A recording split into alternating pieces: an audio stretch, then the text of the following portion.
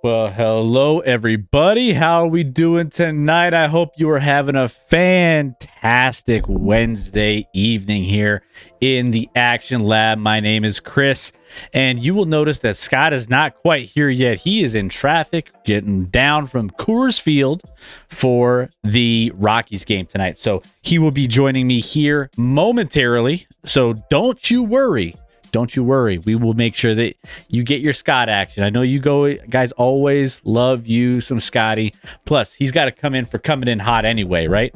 We can't have a coming in hot without old Scotty A. Smith. So we will make sure we get you in front of all of that here very, very soon. But we are here live, like I said, on Twitch. We will be making sure that you have all of the fun details. We have some fun things happening tonight, and you will notice actually that I have a little bit of a new addition to my backdrop here, and let's just say It feels good. It feels good.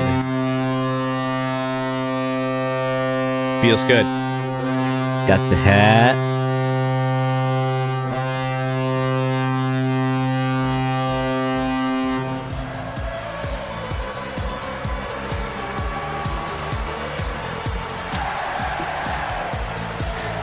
Feel the love for our Stanley Cup champion Colorado Avalanche, baby. Let's go. Let it breathe here.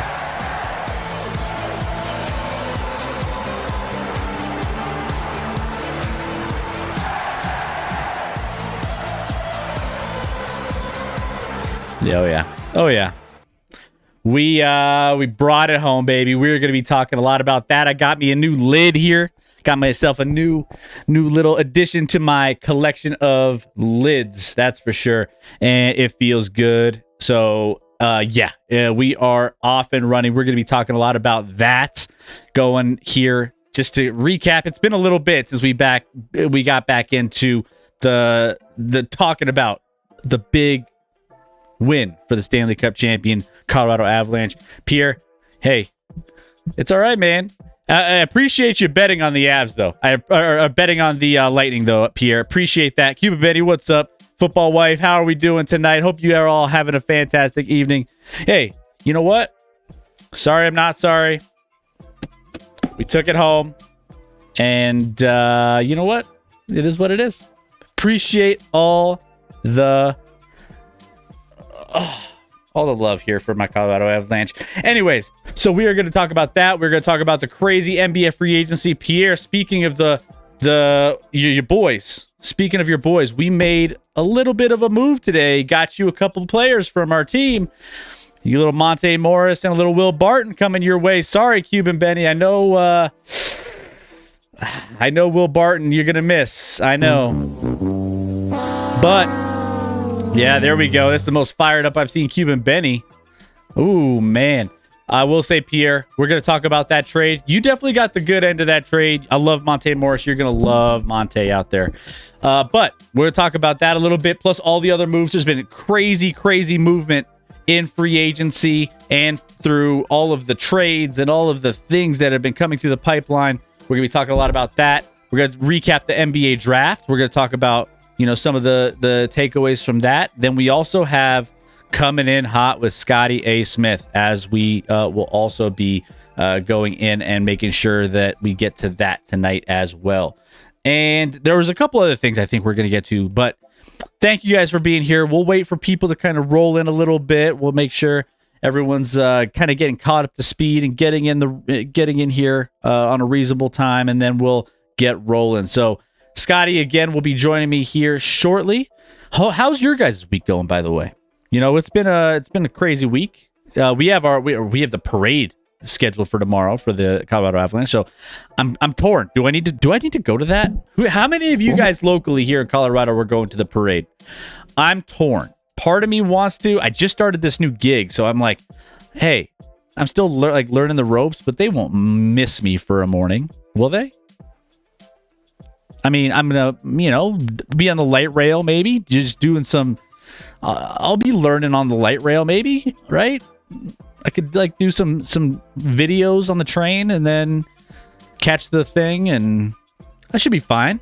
Who all's going to the parade? If you're local, maybe if you guys are all going, maybe I have to go just to meet up, have a little meetup. I haven't seen some of you folks, so maybe we do it. Cuban Benny, I might go. Hey, Moon Princess, what's going on? Welcome in. Thank you for the 6 months. Let's go. Thank you, Moon Princess. Welcome in. Oh, hey, great to see y'all. Great to see just me. Scotty's on his way in. You will see him shortly. But welcome. How was your Wednesday going, Moon Princess? How are we doing? All right, so Cuban might go. Anybody else local that might go? I'm trying to figure out. But it's weird because I'm always in this torn thing where I feel like it doesn't happen. This doesn't happen very often. Football wife. Oh man, I thought you were gonna be there. I guess All right, I'm not going. Okay, I feel like the Grinch right now. You know, when he's like trying to figure out whether he's going to go down to Whoville or whether he's going to stay in, and he's like, "I'll go, I'll stay, I'll go, I'll stay." Actually, I can't. What will I wear? Right? Like that's how I feel right now. I don't know. But that's kind of where I'm at. But sounds like you need a beer. Oh man, we've been doing some celebrating. By the way, can I tell you the story? I'm going to tell you the story of where I was during this. So, as you guys know, I was in Lake Tahoe. And I was out for a wedding. And realistically, and this is the truth. I'll drink to that. I'll drink to that. There we go. So this is kind of a funny story, but my wife and I meet up with the bride and the groom because they didn't have a bachelorette or a bachelor party leading up to this. Pretty lame, I know. I mean, it's kind of like, what are you doing? But they decided to go out on a Friday night in Lake Tahoe and just have dinner and maybe go out afterwards, right? We decide, okay, sure, let's go out. Let's have a good time. And we start talking. We start getting into the conversation, and they're like, "Oh yeah, we got to get ready for the rehearsal tomorrow, which is Saturday." And we're like, "That's weird. Why is there a rehearsal on the same day of the wedding?" And then it started to just like my wife and I looked at each other like, "Wait a minute, something's off here." And they're like, well, how are you going to do the both? And they said the wedding is on Sunday, the rehearsal's tomorrow.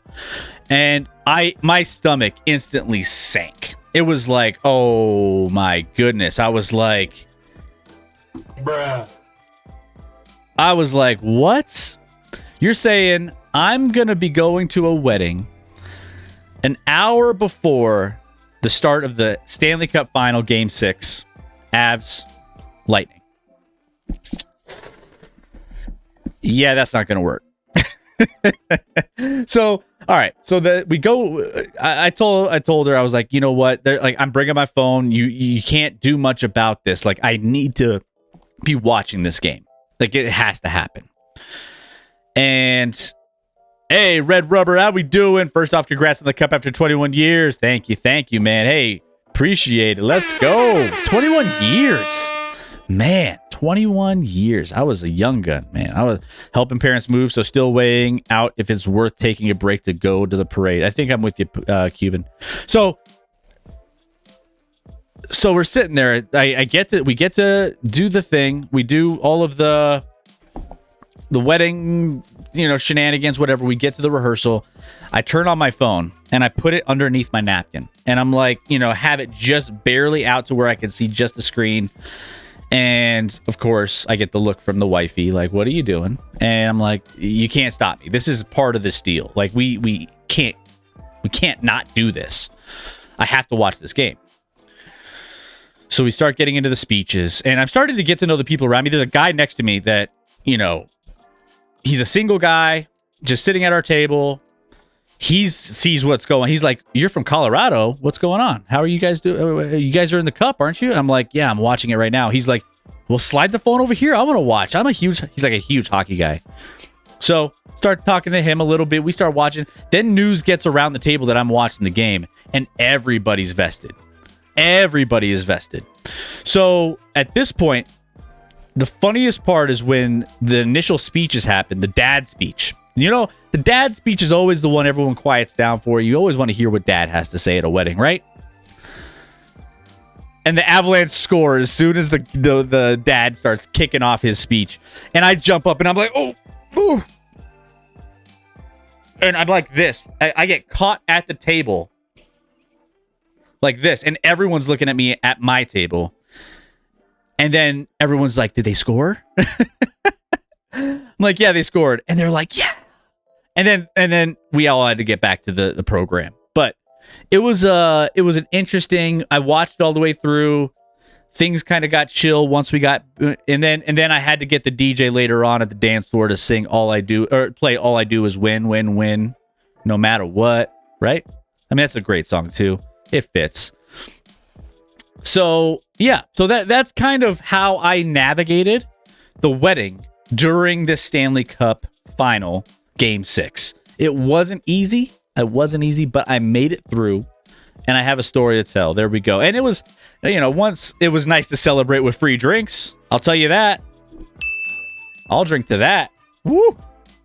Game 6 win, and you have an open bar. That was the upside. That was the upside, and let's just say the wifey celebrated with me a little bit too. She took. I'll drink to that. I'll drink to that. Let's go. What a weekend. Let's see. You love finding sports folks at formal events. Yes, it's fantastic. Especially folks that are on your side and all about the Colorado Avalanche. It was great. It was rude to watch the game at a wedding. I know, but it was worth it. I know, a Mandalorian. Welcome in, Mandalorian. Oh, dude, this story is like the Nuggets game being filled with cheers when people found out they just traded. Yeah. Yeah, exactly, man. I'm telling you. It's awkward because like you want to be focusing on one thing, but you just can't. Let's see. Drink to open bars. It's allowed during championships. Yeah, championships. Yeah, you got to expect it. I mean, yeah, you got to expect it. I hope the Stanley Cup drops. It already did, and let's just say there was a nice dent on it, even before the picture was taken on the ice. So we'll talk about that as well. It wasn't pretty, and it's already taken some damage, but.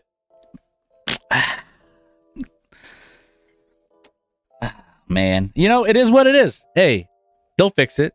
They got. That's why it's pristine condition, like it has been for forever. Fingers, side of the face. Did Scotty have a tummy ache again? Slap. Did Scotty have a tummy ache again from all the free booze? No, he did not. He did not. So he's actually coming home from the Rockies. He's obviously always late. He's always coming in. We gotta talk to him about his punctuality, because obviously he can't get here on time. No, he's gonna be here soon, guys. You won't want to miss his grand entrance. It'll be here very soon. So don't sweat it. I know you love your Scotty. I watched a hockey game at a wedding. It was the middle of the reception, and like 15 of us kept going to the hallway where they had the TVs on the wall just to watch the regular season Sabres game. Yeah, no, you have it's a rite of passage, right? By the way, if you guys are in the Discord, you probably saw me, celebrating with a cigar. I don't smoke. I don't ever smoke. It's like not my thing. I don't really get into all the smoke and weddings. There's always that dude. There's always that dude with a cigar.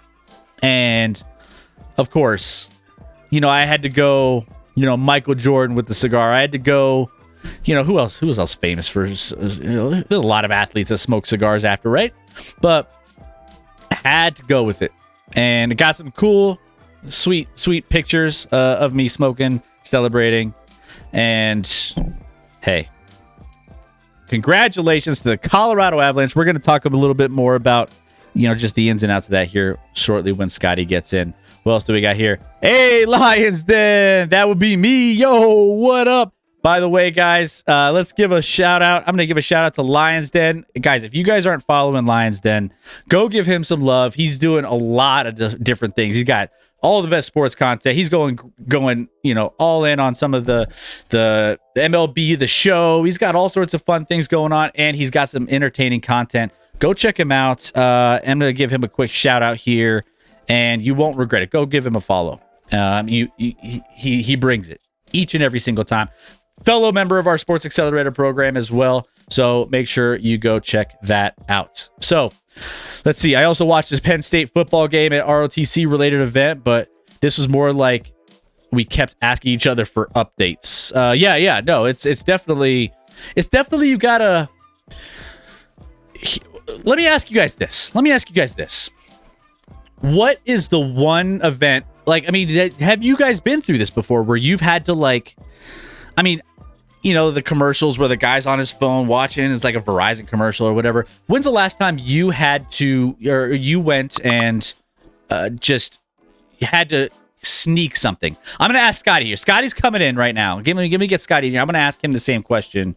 And then we're going to see what he has to say on the topic. But I want you guys to drop in what if you've ever done that before, because that was my first time, and I'm not gonna lie, it low-key felt really good. It low-key felt incredible. So I'm just saying. All right, so give me 1 second here while I get Scotty. Oops, wrong one. There we go. Turn this off, get this big, share this screen. We got this all on lockdown. Boom. Oh, we're here. We got this. All right. We have Scotty. Scotty, welcome in. Look, it's me. I even turned my mic on and everything. I was prepared, Chris. You were all ready to go. Have we started yet? Are we live? No, we're just going through a practice run. We're just going through a practice run. We start at 8, right? 8 Mountain Time? Yeah.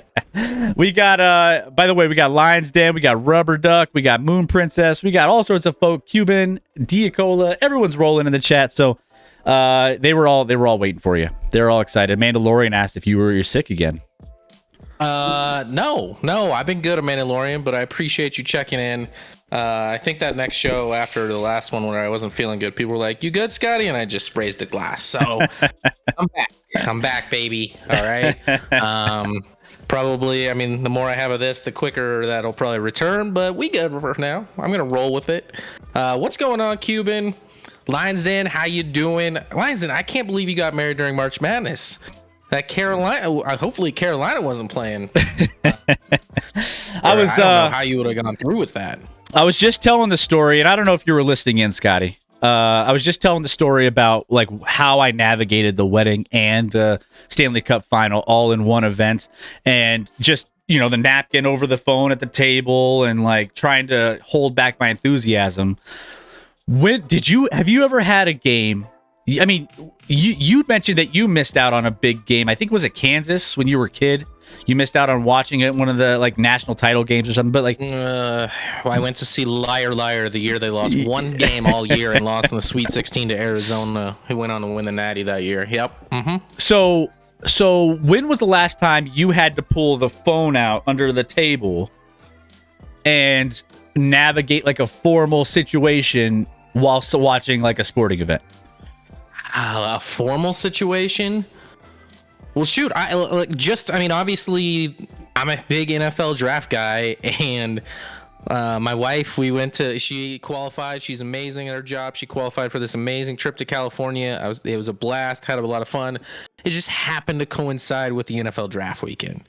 And that Thursday night, at least for sure, I'm just sitting there. I'm like peeing at my phone. We're like at this like happy hour reception. I'm just looking. I'm like, all right, who's getting picked next? Who's this, that? Because missing it. In fact, this is awful. And I'm so dumb, Chris. I'm so dumb with the things I say because I don't even mean them or think about them.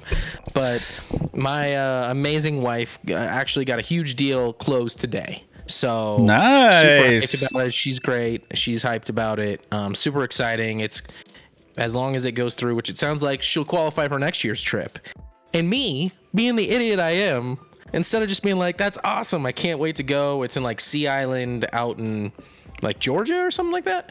I think it's Georgia. Anyway, I can't wait to go. I'm like, do you know what weekend it is? She's like, I don't know. Why? I think it's around the same time. I'm like, I don't know. Just the NFL draft. No. That's how dumb I am. I'm stupid. And then she just went silent, and she's like, I'm sorry. That was really dumb of me to say. I don't even know. That's irrelevant. I was so stupid. I'm so dumb. Like, I don't even know why I said that. Like that should have been, you know, months down the line, maybe be like, hey, in passing, not right as she accomplishes this awesome goal that she sets out for every year. I'm the worst. It's actually surprising I'm married, Chris. I mean, yeah, that was kind of it was a trap, and you fell for it again. GG, Scotty. Good game. Shout out to the wife, says Lions Den. Let's go. Yeah. Go the wife. Yeah. Hey, Rachel's getting a lot of love in the chat. There you go. She is, and she deserves some love because she is incredible and does a phenomenal job at her job, along with, you know, raising 4 children. three kids and me, which is essentially 4 children. So I don't know how she does it, but I love her. She's the best. I don't know if she's watching right now, but I hope so. Love you, babe. I don't know if she is or not. All right, way to go, Rachel. There you go. Cheers. There we have it. So, Scotty, got myself a nice new lid here. Yeah, got myself. I got myself the championship banner, the scarf. They have all the stuff at Dick's Sporting Goods. They're preparing for the parade tomorrow, Scotty. It's going to be tomorrow downtown. All the Avalanche faithful are going to be there. 10 a.m., I believe, is when it kicks off. Starting at Union Station, going to Civic Center Park. It's going to be incredible. I haven't decided if I'm going down yet. You're going to be downtown. Are you going to go check it out? Likely not. I was actually listening a little bit when you were talking about whether you were going to go or not. Part of me is kind of like that. I'm like, part of it sounds like fun and exciting, and the other part of it sounds like that's a lot of people and just a cluster, and like I don't always like being around a ton of people like that in small confined spaces. So, and then I'd probably want to get after the drinks if I'm there, and then I can't drive, so then I gotta like find an Uber or take the light rail or public transportation here, and I'm just not feeling any of that. Like I'll watch it on TV if I can see from Coors Field out the window. I'll be like, what's up? Because a lot of times a lot of the parades start actually in Coors Field.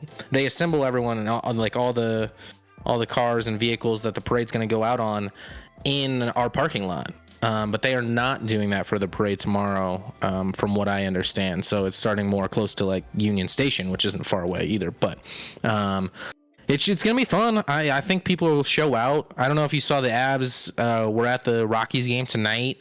They did a little parade around the field pregame with the Stanley Cup. And then Landy threw out the first pitch. And yeah, it was pretty cool for them to be. So the city's hyped, man. The city's excited. As they should be.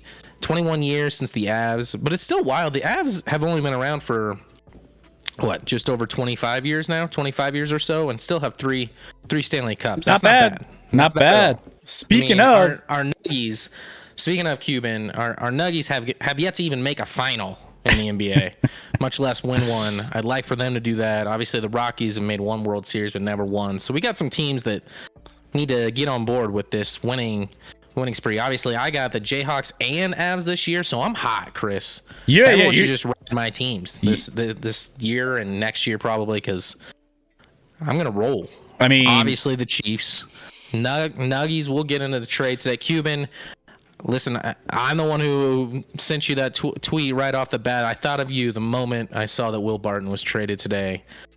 T's and P's, buddy. T's and P's. Thoughts and prayers out to you. I was worried about you. And then you told me you haven't been able to eat or sleep since then, which at that point was about an hour, and I was concerned. I was concerned for you. There's good news on the horizon, though, Cuban. We still have MPJ. So there's that. There's still that. Cuban. Is there any way? What would have to happen for after next season MPJ to be your favorite player on the Nuggets? Is that like? Could it be like? What would MPJ have to do for that to happen? that's a monumental question. I've never seen Cubans pulling a full on Pierre tonight. Just not happy. Let's see, Cuban. Let's see. Amanda Lorian. Now it's time for Colorado to win a title from a sport that people can actually like. I mean, to be fair, and I hate the Broncos, but they did win like 6 years ago. People forget because they've sucked ever since, but they did pull a rabbit out of a hat 6 years ago. It's the third. How many rabbits is that? 7 years ago? Is it third rabbit? Three rabbits. But that one was the most rabbit of all because that was. Peyton Manning was so bad that year. It was his last year in the league. He was so bad, and that defense just carried them to a Super Bowl win. So a lot of people arrested at the Warriors parade, sparking fireworks and fighting down the mark. Maybe that should have been my rant. Is like, why do people celebrate sport wins or whatever with destruction? or with like doing stupid shit. I like, it's so bizarre to me. Like, yeah, celebrate, have a good time, scream, shout, yell, high five, hug, get drunk, walk the streets, do whatever, but like, don't like shoot off fireworks in an area you can't. Don't jump on a car and start flip the vehicle or set something on fire. In our next door in McGregor Square, when they won, there's that open area with a bunch of outdoor like patio tables and chairs. All of a sudden, all of those were just stacked into a pile as if someone was going to start a bonfire. Now, no one did and whatnot, but it's so bizarre, man. It's so bizarre. Like, why? It's weird, man. I don't know. I don't understand. I mean, Philadelphia was famous for that obviously they burned down their city. It's like, come on, man. Like, what are we doing? Why? I mean, plus this is like 10 a.m. It's early. It's early. I would argue, Chris, for Philadelphia, that makes sense. That city needs a reset. You might as well just burn it down. Just burn it down. No, I'm just kidding.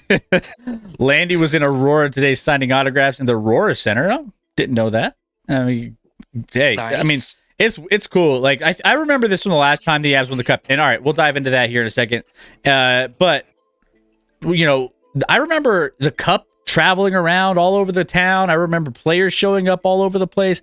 It's kind of like, we'll dive into this too. It's such a team, like hockey. When you win in hockey, it's such a shared thing. It's such a, I mean, you don't feel that same shared like vibe from any other championship where it's like, the cup is traveling around. I mean, even after the game in the locker room, random people were brought down from the stands, Avalanche fans, and like in the locker room drinking out of the cup and taking like his headstands. Like the players were helping random fans that knew ran like a third person that just got him down there. And it's like, it's all such it's such a shared fun thing that no other sport really has when it comes to like sharing a championship with their fans and with their community and everything else. It's cool. Rockies will make the World Series before the Nuggets make the finals. Don't say that, Lions Den. Oof. Don't say that. I mean, I like both teams, so I'd like both to happen. I think the Nuggets are in a better spot to make that happen right now. By just a little. And we'll get into that trade that's going to put them over the top, Cuban. Oh, we're going to talk some NBA, all the moves and all the NBA draft. We haven't covered a lot of that stuff, but we are going to make sure we get to all of that. I've never understood that SMH. Yeah. So, when it comes to partying, crushing cities when you win, you can change the name, but you can't change the team. So there you go, Red Rubber Duck. I think he's referring to that Minnesota Twins Guardians matchup there in Indians game. So yep. I'm gonna play it. I'm gonna play the horn. Let's go. And hey, we made it. We did it, guys. We did it. Mad Dog Russo and the Chiefs going to win 14 games. Yeah, that seems a little low. I mean, probably 15-2 at least. But there you go, Mad Dog. Get after it. He's not wrong. He's not wrong. All right. So, in case you missed it, in case you just are joining us or you've been living under a rock, the Stanley Cup champion Colorado Avalanche took home the cup in Game 6. Now, this is the first win Stanley Cup championship in 21 years. I have the 2001 championship picture behind me, signed by Peter Forsberg, and it's been a while. Scotty, we finally got there, and oh man, this felt so good. It felt good because realistically, so just recap a little bit of this game. Lightning take an early lead, obviously, off an easy goal. And bad turnover by the Avs in their zone, and he went 5-hole on Kemper, who didn't look quite ready for it. I saw that and I was like, don't do this. Don't do this again. It was just the worst way to start the game with an easy, soft goal. And from there on, I was just like on the edge of my seat, just like, man, just get one. Just get one. And then they finally scored one. They tied it and ended up pushing it over the edge 2-1 for the final to bring home the Stanley Cup. And it was pretty uneventful back and forth hockey for like the second, after that second goal for the Avalanche. It kind of was just, there were some opportunities on both sides, mainly for the Colorado Avalanche, but I mean, most of the rest of the game was a little bit uneventful, and well, just for the casual fan, if you're just watching. For Colorado Avalanche fans, we're like just sitting there, like in pain and misery, hoping the clock goes faster and faster. But we ended up getting it, and man, third Stanley Cup in franchise history. We talked a little bit about that. By the way, it's been a fun time for Stan Kroenke. Stan Kroenke ends up getting a championship with the Rams, Super Bowl championship. He ends up securing the FIFA event at SoFi. So they're going to be hosting FIFA. They won that bid. He won the National Lacrosse League championship with the Colorado Mammoth. Go Mammoth, by the way. Let's go. That's what everyone here is like, when are you going to bring up the Mammoth one? Yeah, we don't have a slide for the Mammoth part. Sorry. I didn't make one. And he ends up winning, the Stanley Cup with the Avs as well. So it's been a hell of a year for the Kroenkes. Can you imagine adding a Nuggets World Championship, NBA Finals Championship to that mix next season? Ooh, man, that would be. It's gonna happen. But it is going to happen. Scotty, we did it, man. Yeah, no, this obviously this was great. Like you said, this game, we have our brother-in-law is pretty into the Avs and always been pretty into hockey. And during Game 5, he was texting us and freaking out, and I was like, "Relax." I even texted RELAX, relax. All right, and I was just like, and then because I thought they would maybe still pull out Game 5, they didn't. I still wasn't worried. I was like, the Avs are the clearly superior team in this series. They're not going to lose these next two. They'll get one. And sure enough. I won't lie, after that first initial goal and really the first period in general, the Avs didn't look very good in that first period. I was a little nervous, but the second and third periods, they came out and they got 2 goals in that second period to get a lead. A big one for McKinnon to get him on the board. And then, who had this? I can't even remember now who had the second goal. I remember exactly the play and the breakdown of it, but I can't remember who it was. Anyway, McKinnon had one, and Nichushkin had one. No, it wasn't Nichushkin. I thought. No. Are you sure? Anyway, I'm 89% sure. Now I gotta look it up. Anyways, yeah, continue. And honestly, that third period, you're right. It wasn't necessarily like a ton of chances either way, but the Avs, we were 13 minutes into the third period, and the Lightning had 2 shots on goal in the period. It was in desperate, gotta win, gotta throw everything at them. You're down a goal, clinching game for the Avs, and the Lightning really couldn't get anything going. They didn't really get any great chances in that third period, and the Avs just held the puck a lot in the offensive zone without really trying to necessarily create too much or put too much forward.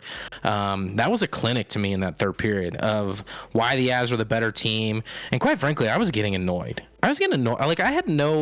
Going into the series, I had nothing against the Lightning. Back-to-back Stanley Cup. Clearly, they forgot how to lose. Every time the Avs scored a goal, we had to wait 5 minutes to decide as they just whined to the refs about who knows what. Get it together. Accept the goal, and then after the game, they were whining about an icing or too many men, which, come on, Landeskog didn't even have his skate was torn apart as McKinnon was just trying to throw him towards the bench. Is that how you want to call to go? Let's be honest. You just lost to the inferior team. And even after, a lot of their press conferences was oh, we gave it our all. You guys wait till you see the injury report. We were so injured. As if the Avs weren't. This is hockey. By the way. Did you see the x-ray on Nichushkin's foot? His foot was absolutely destroyed. And he gave it a go and played as much, as hard as he could. You want to know? Hockey. You want to know about injuries? You want to know about injuries? Darcy Kemper went. This was a tweet that came out locally. Vic Lombardi posted this out there locally. He covers the Avalanche and Nuggets. During the Stanley Cup playoffs, Darcy Kemper had to go to an optometrist 2 to 3 times a day to retrain his eyes because they were just jacked. You had Berkey say several times I didn't think he could see. No, Berkey broken foot, thumb. Kadri broken thumb. Gerard, broken sternum. Helm, abdominal tear. And Val, broken foot. You had 1, 2, 3, 4, 5, 6 dudes that, like, by the way, people who say hockey guys aren't the toughest guys, get out of here. Like, broken sternum, broken thumb, torn abdominal tear, and a broken foot, like, and thumb. Like, I'd say the only sport you can even approach with and maybe you could argue is rugby guys, because they're crazy as hell. But they're usually just so liquored up for their games that they don't even feel the pain. So get out of here with this stupid, hey, we were injured all these days. Did you that list speaks for itself. Get out of here. But yeah, just lose with some, like, self-respect and be like, hey, we gave it our all. It's been a hell of a 3-year run. We tried our best and the Avs were the better team. Just, why can't you say that? How hard is that? Instead of whining and complaining. And their coach was kind of like that, in after some of the games. I mean, that too many ice one after game 4 was absurd and embarrassing for him to argue that. Hey, Mackie, welcome in. What's going on? Appreciate the 4 months. Thank you so much, Mackie. Welcome back. By the way, too, what do you look at these injuries and you're like, man, remember Ben Simmons? What was his deal? He's got some mental stuff, Chris. I digress. Okay. Lions Den. Hockey guys are tougher than football guys for sure. They lose teeth on the right. Oh yeah, they don't even get them fixed. I always ask myself why they don't wear mouth guards. Maybe it's just a rite of passage for hockey guys. Yeah, I mean, Eric Johnson was getting interviewed after the game, and I'm like, dude, you got no teeth. You got no teeth, but you know what you do have? Stanley Cup champion, and he's the longest tenured Avs. He talked about he was thinking about retiring. That was super cool to see him win. There's a bunch of guys on this team that went through a lot of bad years with the Avs. I think only 4, maybe 5 seasons ago, the Avs finished with the worst record in all of hockey. And Landeskog was on that. Eric Johnson, McKinnon was on that team. Rantanen, a lot of guys that had to endure a lot of shitty times to figure it out and get to the top. And yeah, and I'll say Joe Sakic, because the GM did a absolutely phenomenal job of assembling this team, not only prior to the season, but the in-season moves, acquiring some toughness and some grit, which is clearly what they were lacking in the playoffs last year when they lost to Vegas in that second round. So he pulled all the right moves, and we got a Stanley Cup champion, Chris. I mean, Joe Sakic, you mentioned him, captured the Colorado, captained the Colorado in their Stanley Cup win in 1996. And then 2001. Hey, thank you so much. Appreciate that gifted sub to Lions Den Football Wife. Thank you so much for the generosity. That means the world. Appreciate that. He became the 3rd individual in NHL history to win a championship as both a player and a general manager with the same franchise. So there you go. Joe Sakic, he's doing a fantastic job with this one. And you mentioned also, too, 5 years after finishing last place in the league standings during the 2016-17 season, it was the second time a franchise has won a cup within 5 years of a last place finish. Like that's what I'm talking about. Like, from the cellar all the way up to the top. Started from the bottom. Now we're here. I wish I had that sound drop. I wish. That sounds like a song, Chris. You should write a song about that. Cale Makar walks away with the youngest defenseman to win the Conn Smythe Trophy, and he was Smythe, Norris, Calder. He win. And this is whatever the college player of the year. Like, he already has. He needs a bigger trophy case. Like, it's absurd the trophy case Makar has acquired at this point of his career. This is basically his. I mean, was this his second full season? I think his initial entry was 3 years ago in the postseason with the Avs. Just wild to think about how many years he's going to have left. And I mean, everyone keeps comparing him to Bobby Orr, arguably, I don't even know if it's arguable that he's the greatest defenseman to ever play. And to already be grouped with that, Gretzky said it, Messier said it. Man, That's high praise, and he looks like he's 12 years old still, so he's got at least 40 years left. I mean, how was he overpassed in the draft? How did he not have the hype coming into the NHL? It's crazy. I mean, you guys, Crosby had the hype coming in. You had McKinnon, and you had a lot. There's a lot of guys that get a lot of hype.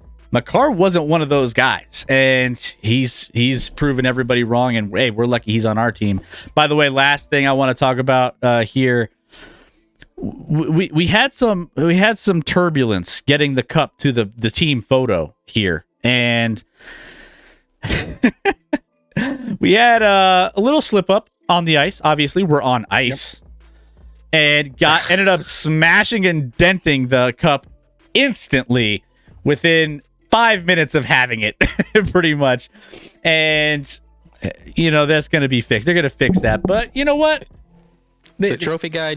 He did say this is the fastest dent in the history of Stanley Cup ownership, and yeah, we did it. Who knew? Like, he had to stop on a dime on ice. Who can do that? Who can do that? Certainly not hockey players that just won a Stanley Cup. Yeah, Abe Kubel was the one that gave it a nice dent. Best trophy in all of sports, hands down, Mackie said. Yeah, and I 100% agree. There's a history with that trophy that if you guys don't know, look up the history. Go YouTube it. It was on TikTok. It was all over the place, where the guy who handles it tells you all the stories of how the different levels move up the cup over time, and then they retire the plates in like this vault later on, and then they archive the names and everything at the top, and it is fascinating. If you don't know, like, that's what makes that trophy so insanely special, and it is by far the best trophy in sports. And they pass it around, and everybody gets like at least a day with it in the off season. If you're Ovechkin, you get like a month tour with it. When he went on a wild tour a few years back, when they finally won it, right, Pierre? But yeah, what would you do, Chris, if you had the Stanley Cup for a day? Actually, anybody out there, really, I want to ask everybody in the chat, what would you guys do with the cup if you had a full day with it? Day with the cup, you can do whatever you want with it. That's a great question. I mean, obviously, you're chugging some beer out of there for sure. That's like a foregone conclusion. The first thing that comes to mind, and it's I think the first thing that comes to mind initially, and I'm just saying this like quick, because I want to get to yours, and I want to get to everyone else's in the chat. But part of me is like, I want to take it. I want to get the smoker out. I want to fill that thing up. I was like, are you gonna light this thing on fire, Chris? No. Get the smoker out. Have like a massive like get together. Smoke some like ribs, some wings, everything else. Get it going. Just drink out of it literally all day, and just party with it into the night.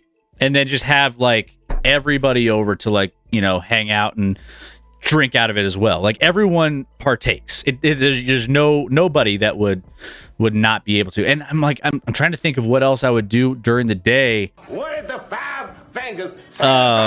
Lions Den. I would ride it around the car with me, buckle up, and that's a guy that like cruise around with it in the passenger seat, like for everybody to check out. But you got to do it during rush hour traffic. Only do it during rush hour. You have to. I would just to go on like a tour of all the generic touristy spots around the area, and like take selfies, and like, this is my girlfriend, or boy, whatever. We're together. We're capturing moments. We're doing this. Red Rocks. Ooh, yeah, Red Rocks. Maybe roll it down the stairs of Red Rocks. See how far I can make it. They fix it, right? they fix it. Go bowling with it. Could you roll it down a bowling alley? You could knock some pins over. You could. I don't think they'd give me the cup for a day. They'd be like, you're not responsible enough. Mackie says ultimate drinking game, Stanley Cup. Stanley Cup stream. There you go. Red Rubber Duck says beaches of Lake Erie on the train at Cedar Point. And the Kalahari Lazy River. Ooh, the Lazy River sounds fun. And that would be like your floaty. Like, you wouldn't, like, if you just want to chill, instead of having like a tube that you're on, you just hold on to that cup and let it just take you down the lazy river. And I even think you said that right, Chris. Kalahari. Well done. I know, I did. It took me a second. Moab, what's up? Slap abs, you freaking chatters. We're chatters now. We're chaters, Oh, which isn't a word. Moab. Chatters. Not a word. Welcome in, Moab. No. Are you don't jump on that Pierre bandwagon. Don't do it. I don't want you to do that. Mandalorian, I went to the bar after the Warriors parade. I got pretty trashed at the mission. Okay. All right. I don't doubt it. I don't doubt it. So, guys, tell us what you would do with a championship trophy if you had 24 hours with it. I want to hear the best stories. I want to hear what you would do. And it's a fantasy, right? You could say it could be as crazy as you want it to be. It could be, I want to take that thing on a shuttle with Elon Musk to space. It could be anything. Just throw them in the chat. I would love to hear what you guys have to say. I have a podcast with it being my guest. Keep questioning, acting like it's responding with super intriguing answers. I like that, Mackie. Wilson-esque vibes. I like that. That'd be fun. I'd probably stop by Cuban Benny here. I'd probably stop by the show to show it to all my exes. Though in the scenario, I'm in the NHL, so they're already getting the daily newsletter. Cuban. Speaking of playing in the NHL and girls, saw a lot and didn't really know a lot of the girlfriends' wives or whatever for the Avs players until they went out on the ice for this one. Well done. Hockey guys do good work in that department, if I must say. I'm telling you. But there was a very blonde theme for the Avs. Like, Avs players were like, you have to be blonde, actually, for me to date you. That's like a rule. Which I'm open to all hair. Broncos, welcome in. By the way, I have a story to go off of that. Strap it to my golf cart and play 18 holes, drinking out of it during the round, that. You gotta include some betting and drinking out of that too on the golf course. Golfing and betting has to go hand in hand. I would charge people to take a picture with it, extra money, straight cash, homie. Let's go. Chicks dig the fight. By the way, did you see Connor McDavid got caught cheating out on the streets? Man. Yeah. Oh, what was that? By the way, he has an amazingly gorgeous wife. And then I see him out, and then he was on TMZ, everything else with like this other chick. Oh, he was hammered, man. By the way, yeah, hockey guys, they could pull the hottest girls, and they don't even need the teeth to do it. They don't even need the teeth. Teeth are optional. Must be nice. You just have to play hockey. Josh Naylor, you beautiful son of a bitch. Red Rubber Duck. Let's see, what else do we got here? That's it. All right, so there we go. We're gonna soak this in for another day, and it's all about that fat bank account. LOL, says a Mandalorian. Yeah. Except, no, I'm not gonna say what I was gonna say. Never mind. Yes, it's the bank account. No, never mind. Never mind. Just let that go. Football starts in 71 days, and I would be remiss, real quick. Cuban said, I had a comment as we were diving in the Avs still, and how tough hockey players were. He's like, MPJ's out 3 more months due to the crowd, the noise in downtown Denver being too loud during the Avs games. So I hadn't heard that, but I believe it. He can be out 3 more months. I mean, that only takes us to the end of September. We good. There you go. That's it. That's all you need. By the way, Football Wife, I didn't hear an answer from you on what you would do with the championship trophy for 24 hours. And then Chairman, same question. Chairman, welcome in.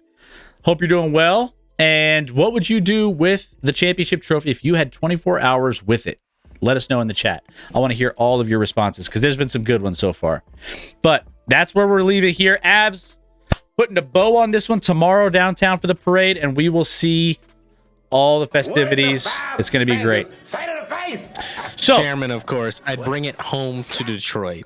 Are we sure that's home still? Because Detroit can't even see what the Stanley. I don't even know if the players on Detroit's team know what the cup looks like right now. They're that far away from being able to sip from Lord Stanley's cup. All of those Red Wings must be burning inside. Every sip of the cup from an Avalanche player must burn the insides of a Red Wings fan. You know what I'm saying? And I'm sure, Chairman, you're feeling. My answer was football starts in 71 days. Always counting down, and I'm right there with you. 71? I mean, that's 10 weeks, Chris. 10 weeks. That's it. Hey, at least the Lions got a shot, says Chairman. or at Mackie D says, Scotty, how much do you think Aaron Judge is going to get paid if he signs back with the Yankees? Oh boy. Probably a lot. I haven't put a lot. Well, yes, a lot, Chris. Yes. Probably a lot. Good assessment, Chris. Never. I mean, that's why we're paid the big bucks, guys. Do you think how much is Aaron Judge going to make in his next contract? Probably a lot. Probably a healthy amount. We're 9 figures, Chris. Obviously, he is 30, which gives me pause. But if you're the Yankees and you're in this contention window, especially if you don't win, almost you gotta keep your guys. At 30 though, you don't want to sign him much longer than I wouldn't want much longer than a 5 or 6 year deal. You're probably talking, I don't know, 35 a year, just off the cuff, maybe. I'm guessing. Well, I mean, it's gonna be quite a big chunk of change. Aaron Judge and Rizzo, by the way, 48 combined home runs on the year, second most of the 4 duos, only trailing Maris and Mantle in 1961. So there you go. That's a. Oh, I thought you meant active this season. You mean all time? Yeah. Okay. No, yeah. Okay. Yeah, crazy. So there you have it. Boom. Coming up with Aaron Judge stats off the dome, real quick. I mean, look at you, Chris. I mean, I'm ready. NBA Court draft is in session. I don't know. That was bad. NBA draft. We weren't able to cover this year, which kind of we wouldn't have been able to do it the right way, do it justice. So we left it alone and we enjoyed it on our own. And mainly, a lot of the big stuff happened in the first 10 picks, majority of them.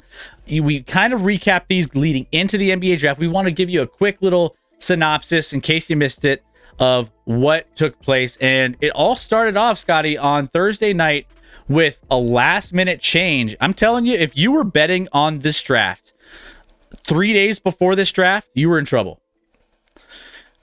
Because yes, it was a sure thing that Jabari Smith was going to be the number 1 overall pick in this draft. It was a sure thing.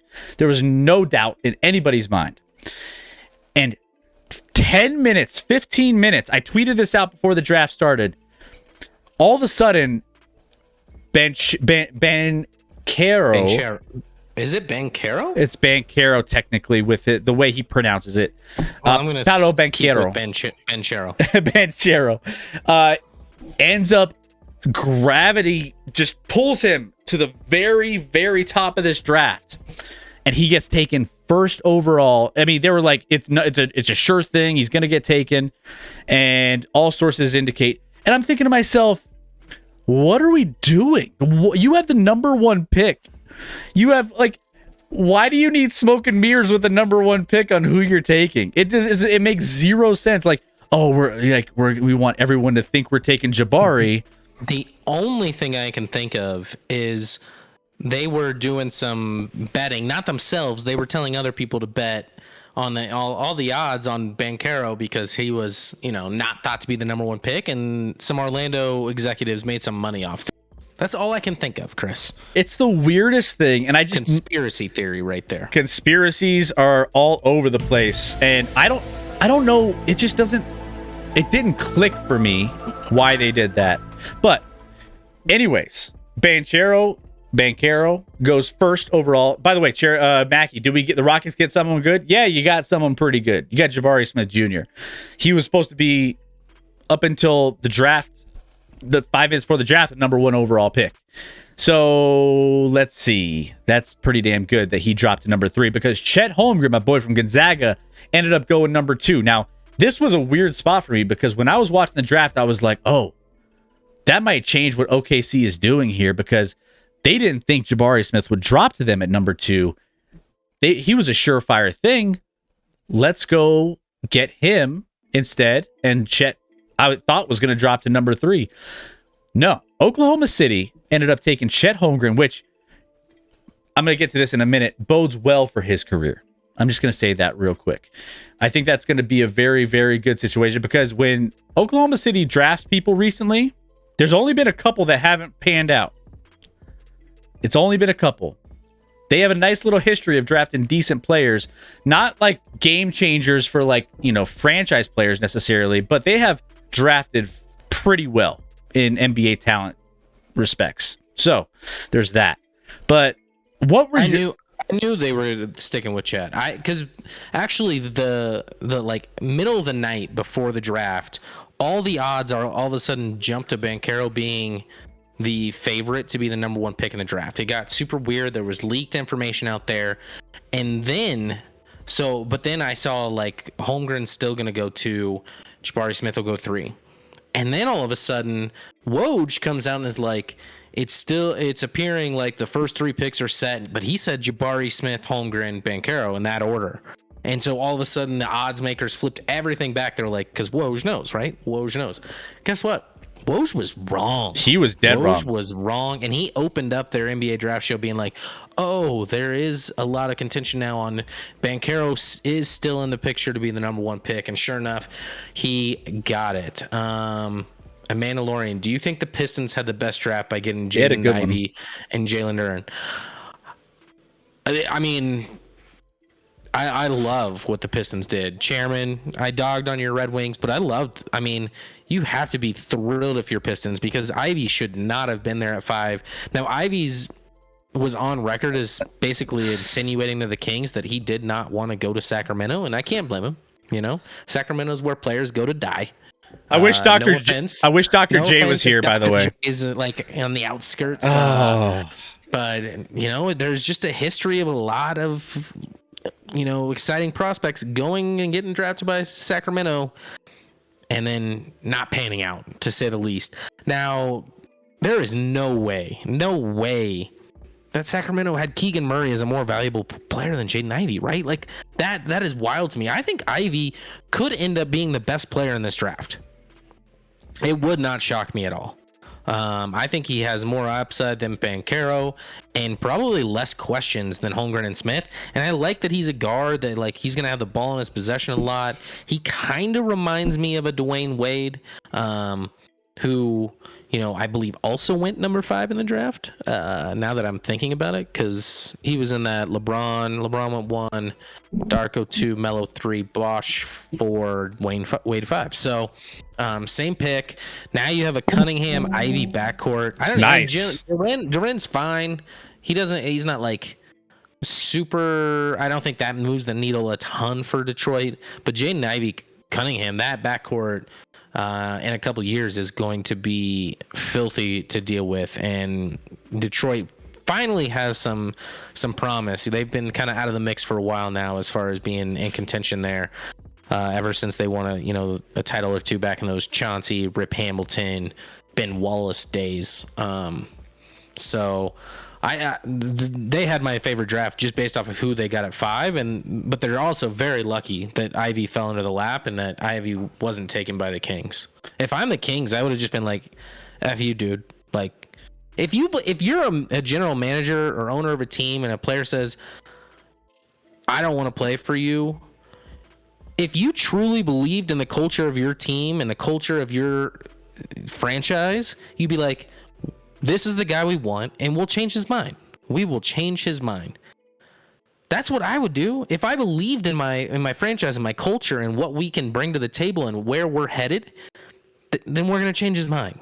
And maybe that for whatever reason they had Keegan Murray, and no disrespect to Murray, I just don't see the upside there at the number 4 pick compared to an Ivy. So love what Detroit did. Even Mathurin at 6, I like a lot more. Really, almost everyone in the top 10, I like more than Keegan Murray.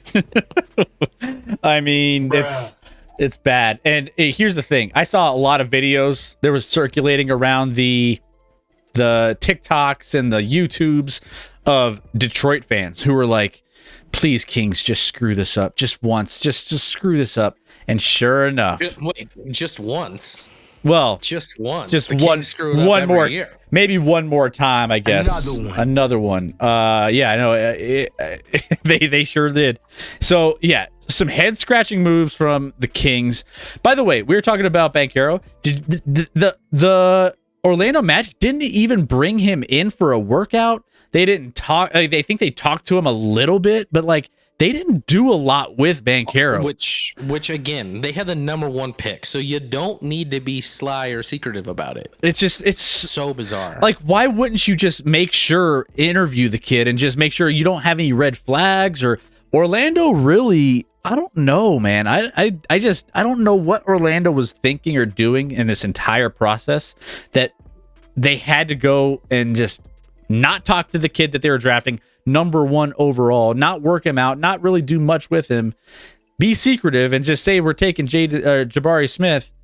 And it's just the weirdest thing, man. I haven't experienced anything like that in a draft. And Cuban Benny, you got drafted. I'm gonna let you talk, but first got to say, Chris just Kanye'd that draft pick. Just Kanye'd. I think the Spurs got a steal with the number 20 in Malachi Branham. Spurs making some moves. They made some moves today. We'll get into that. The Spurs always know what they're doing in the draft.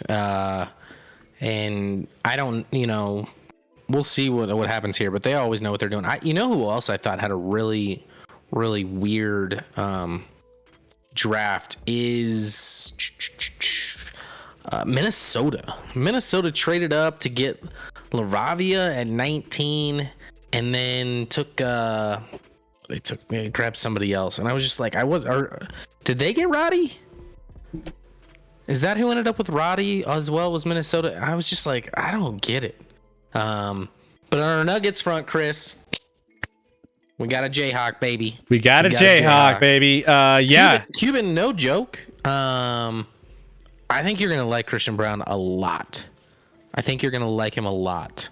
He might turn into one of, if not your favorite player, because he is the anti MPJ. This dude plays with passion. He plays with effort. He can shoot. He's athletic as hell, and he plays hard defense. So I thought it was a really, really nice pick for our Nuggets with Christian Brown. He's a Mike Malone guy. Mike Malone's gonna, how we always say like Mike Malone doesn't play rookies enough. I think Christian Brown's gonna get some run. Our other 2 picks aren't gonna get any run this year. Well, one's not even gonna be on the roster. They're gonna stash him. But the second pick I was a little confused by, because we're in a win now mode and we took a guy that's not gonna be good for at least a few years. So in Peyton Watson, that one was a little weird, but Christian Brown is gonna help the Nuggets, and Cuban, you're going to love him. So, by the way, your other Jayhawk, Ogbaji, ended up going to Cleveland, Red Rubber Duckies, Cleveland Cavaliers. So they get a nice little shooting prospect there from Kansas. So that's an interesting one. I mean, I'm sure he's going to have a nice little fit in with Cleveland, who has a nice young promising team and have the nice pieces around them. So that seems good. Yeah. Cleveland's got a nice roster to go, and Agbaji's going to fit nice there as like a, he's never going to be your number 1 guy, but a very, very nice 3-and-D option. Also crazy athletic. And I like both the Kansas players coming into this draft. Broncos, Brown will fill the role of Barton, but a better version. He's similar in position, but I don't know that there's a ton of similarities in their game. Barton wasn't exactly a defensive presence, and mostly an offensive guy, and a lot of off the dribble stuff, which Christian Brown has a long way to go to do the off the dribble stuff. He's not really on anywhere near Barton's level on that, but as a shooter and a defensive player and just pure effort guy, I think he beats Barton in those categories. I know Scotty would be happy with this. Bronny James went from number 29 to number 60 of the top recruits in 4 months. Yep. And you can always assume because of his name, he's about 100 slots too high. So he's 160th in reality. Yeah, congrats, LeBron. You're going to ruin someone's franchise by being like, hey, you get me for a year at 50 years old if you just draft my son. And if you're the son, and again, if you're Bronny, like, is that what you want? Your dad to carry you to the league and then for you to, like, bomb? And just, being in that under that shadow. You already have high expectations and pressure from who your dad is to succeed. So there's already that without being on the same team. So there's that. You know what interesting thing that Draymond said? Last thing I want to talk about this, and we'll move on.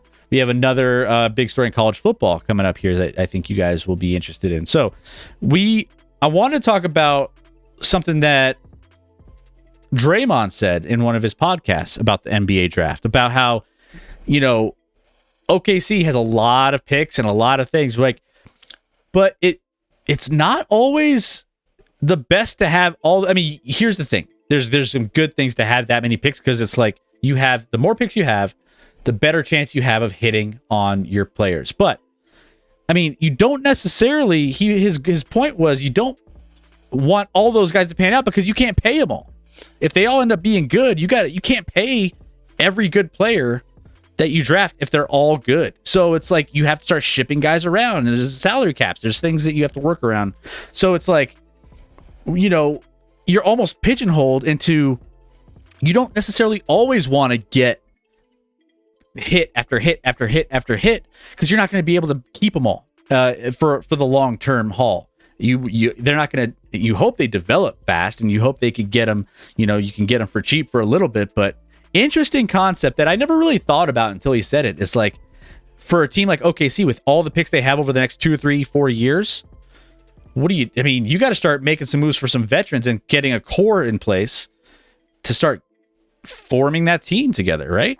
I mean, you certainly want to stagger them, and that's part of the reason that OKC made the deal with us that they did and gave us a first-round pick at the end of the first round to acquire a first-round pick later. You want to stagger them, but if you stagger them enough, you can have some guys that are, you know, in your 4th, 5th year, and some guys that are in your 2nd, and have them all contribute. Some of those guys making less, and some you've given second contracts to. Worst case, a lot of those guys you can probably sign and trade if you need to get assets back if you can't afford them or they want to move on.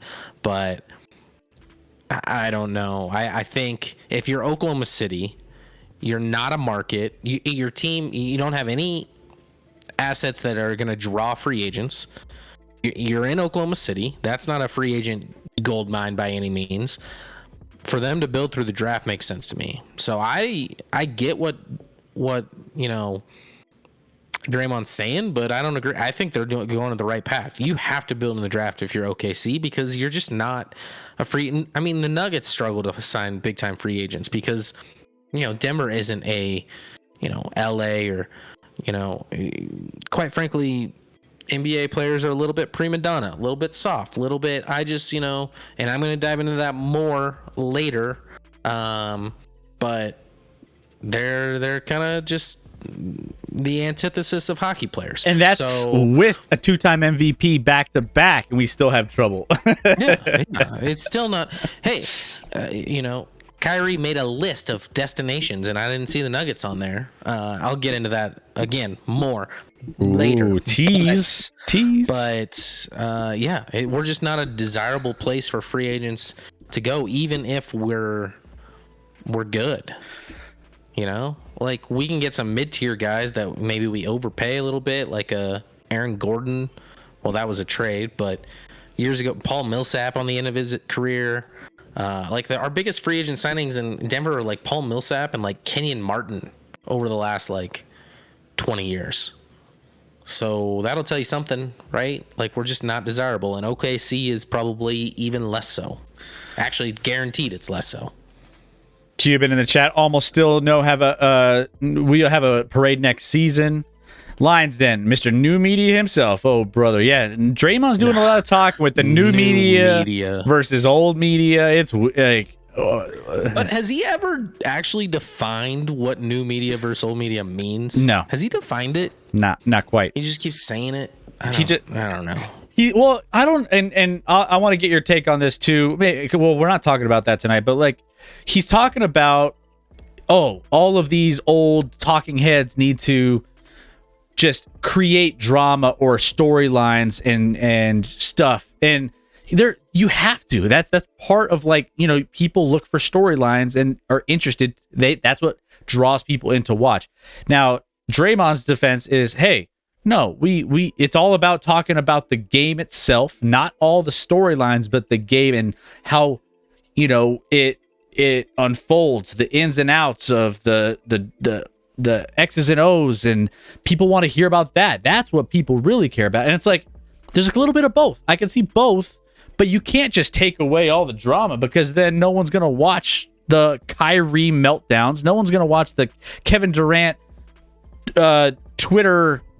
fake Twitter account stuff that everyone really cares about. Everyone wants to know this stuff. They want the juicy stuff. I am going to dive into this later, but so I'll reserve that for later. But I have some thoughts that maybe people won't agree with. But this is how I see it.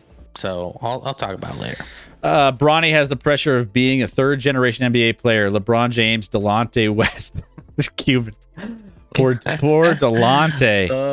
Joker can bring free agents who want to win. Only thing keeping them away is MPJ's contract. Oh, another one. We got the full mid-level exception, I think, pretty soon here with how the salary cap's going to pan out. So I think the Nuggets are not done, Cuban. I think they're going to sign another, not a star by any means, but a very, very good.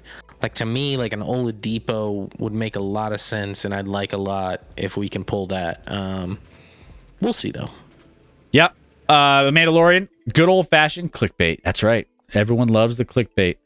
Next up, we have a little bit of some news in college football. Now, we've been talking a lot. I mean, everyone's ready for NFL season. I know football wife is, but we have some news in the college ranks that's kind of a big deal. And we had number one recruit, Arch Manning. Arch Manning committed to Texas. He will be a Longhorn moving forward. And obviously, the name. Hey, what's up, Marie? Welcome in. How are we doing? How are we She's asking how Cuban's feeling. And yeah, it's a tough day for Cuban. It's a tough day. But Arch Manning, the name, Peyton. He's the Eli. He's all in the same family, nephew, and he is going to Texas. Now, this is going to mean the Kansas Jayhawks have an uphill battle in the division in that conference. That's the only team that Kansas can somehow beat in the conference. Although Texas is leaving the conference soon. Actually, by the time Arch is there, I'm not even sure Texas is in. Well, which is next year. When does Texas leave the Big 12 for SEC? I don't know. Chairman makes a good point here. Chairman of the board, did anyone hear how much Arch got? So that's another thing that kind of plays into this, is the whole, how athletes can, bank on their name and likeness. NIL is what they call it. And that's a big question behind the scenes of what really is going on with what brought him here. Obviously, he was recruited by some big-time programs, Georgia, Alabama, LSU, Clemson, Virginia, some big-time programs that, here's the thing, if you want to win, those are the places that you go, and you obviously you could get drafted there as well. But, when it comes to, Texas, the Longhorns haven't really had a lot of success recently, but he decides to go there. Obviously, the quarterback, or the coach there, Sark, I think, right? Is the coach there that, obviously he has a nice, he's good at preparing quarterbacks for the NFL. So I think Sark has a really good rapport with the Manning family, and they've kind of had conversations probably behind the scenes to make this happen. But Scotty, what do you think about Manning's decision to join the Texas Longhorns, and what does it mean for him? What does it mean for the program, and where do you see them when it's all said and done here? I mean, the running joke for the last decade now with Texas is oh, Texas is back. Every year they're ranked decently highly. They're like, Texas is finally back. They have this talent. And there's no reason that Texas shouldn't be a top 10 program every year. With the amount of talent in that state and the amount of money that Texas has and what they put into it, UT should be an absolute juggernaut every year, and they haven't been. They always fall flat. Well, now that the NIL's in here, if the NIL wasn't a thing, I'm not sure, and maybe they skirt it because, let's be honest, obviously players were getting paid prior to the NIL, but if, that Texas oil money runs deep, Chris, that runs deep, especially with gas prices these days. True. Okay? So, for me, this is huge for Texas, and they've had some momentum even since him announcing, where they've got some other guys. They've been on a roll. Texas is going to be for real. Texas is going to be a juggernaut moving forward. Arch to me is legit. Like, it's not like Bronny. All right. I think Arch is legit. I think he's going to be really like incredibly high standards, and we'll see how he handles that and how he can live up to that. All the pressure and everything that's built on a kid's shoulders that, is just trying to play football, but he's got a ton of talent. This is huge for Texas. This is huge as they move into the SEC. They're going to be right there. I think we always talk about college football, and sometimes there's a problem. Like every year, it seems like Alabama, Clemson, Ohio State, those three are like always in Georgia. Those four are always like a top 10 team and in the college football playoff. This inserts Texas into the picture very quickly here. So great for Texas. I was caught off guard, one, that he already decided, and two, that he picked Texas, but I was kind of happy he didn't pick like Alabama at least or something like that. And Mandalorian calls me a hater, but says who would want to play for Steve Sarkisian in their sentence right before that, Chris. So seems like you have some bad feelings for maybe his USC days, perhaps. Sark had some unfortunate issues, with some alcohol and things of that nature in his prior days, but maybe he's grown from that, and he's a hell of a coach when he is in the right frame of mind. So listen, if the Mannings believe in him, I believe in him. Okay. Anyway, what else do we got in this chat? Real quick, by the way, this also makes their quarterback room is kind of stacked, right? Longhorns, they had the Ohio State transfer Quinn Ewers, who was considered one of the top quarterbacks in the class of 2021. They have talented quarterback Malik Murphy, ESPN 300 recruit, class of 2022. Hudson Card, who was ESPN's number 2 quarterback recruit in the class of 2020.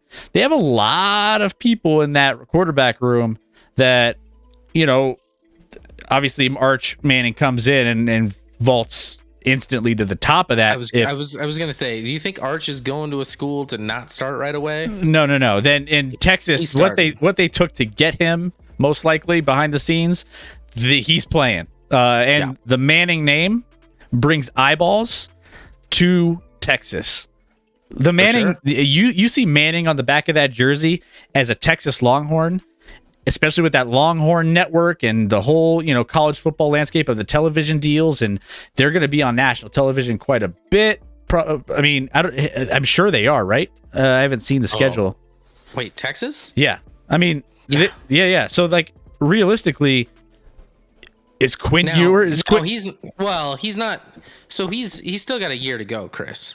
Oh, he's going to be senior in high school this year, so he's not going to Texas this year. He's just committed to Texas, so he's got one more year. I think Murray put that in the chat. Isn't he going to just a senior? Yeah. Isn't this just Arch's senior year? So he's got one more year high school. Well, it's not. So Quinn Ewers will be the starter in Texas this year, and they have Bijan Robinson at running back, who's the number 1 running back in the country. So they'll be fine this year even without him. But Arch will come in next year and he'll start. No doubt about it. These guys are probably already looking to transfer. They're probably like, all right, and now you can transfer and there's no penalty. You don't have to sit out a year. It's a free-for-all in college sports. So they'll do it. Cuban, does Arch have the most pressure on him to be good since Brian Greasy? I think it's more. I think it's definitely more than. Not that Greasy didn't, come from a family where he had a ton of pressure, but in this day and age, like, you're under a microscope all the time. Everything, like, even when Brian Greasy, like, the sports coverage is nonstop all the time. There wasn't Twitch streams doing sports shows back when Greasy was coming up. Brian Greasy was coming up, right, Chris? To my knowledge, I don't even know if we had an internet. Quite frankly, nope. The World Wide Web was dial-up with AOL. Oh yeah. That was what we had to endure back then. So I don't think there's ever been a player that's entered the college football scene with more pressure to perform than Arch. So that'll be interesting to see how he handles it. But if anyone can do it, the Manning blood is just like different, right? Like they're just built differently mentally, especially more than anything. I think a lot of it is mental. There's certainly physical aspects to it, and he, quite frankly, looks a lot more like an athlete than Peyton or Eli did.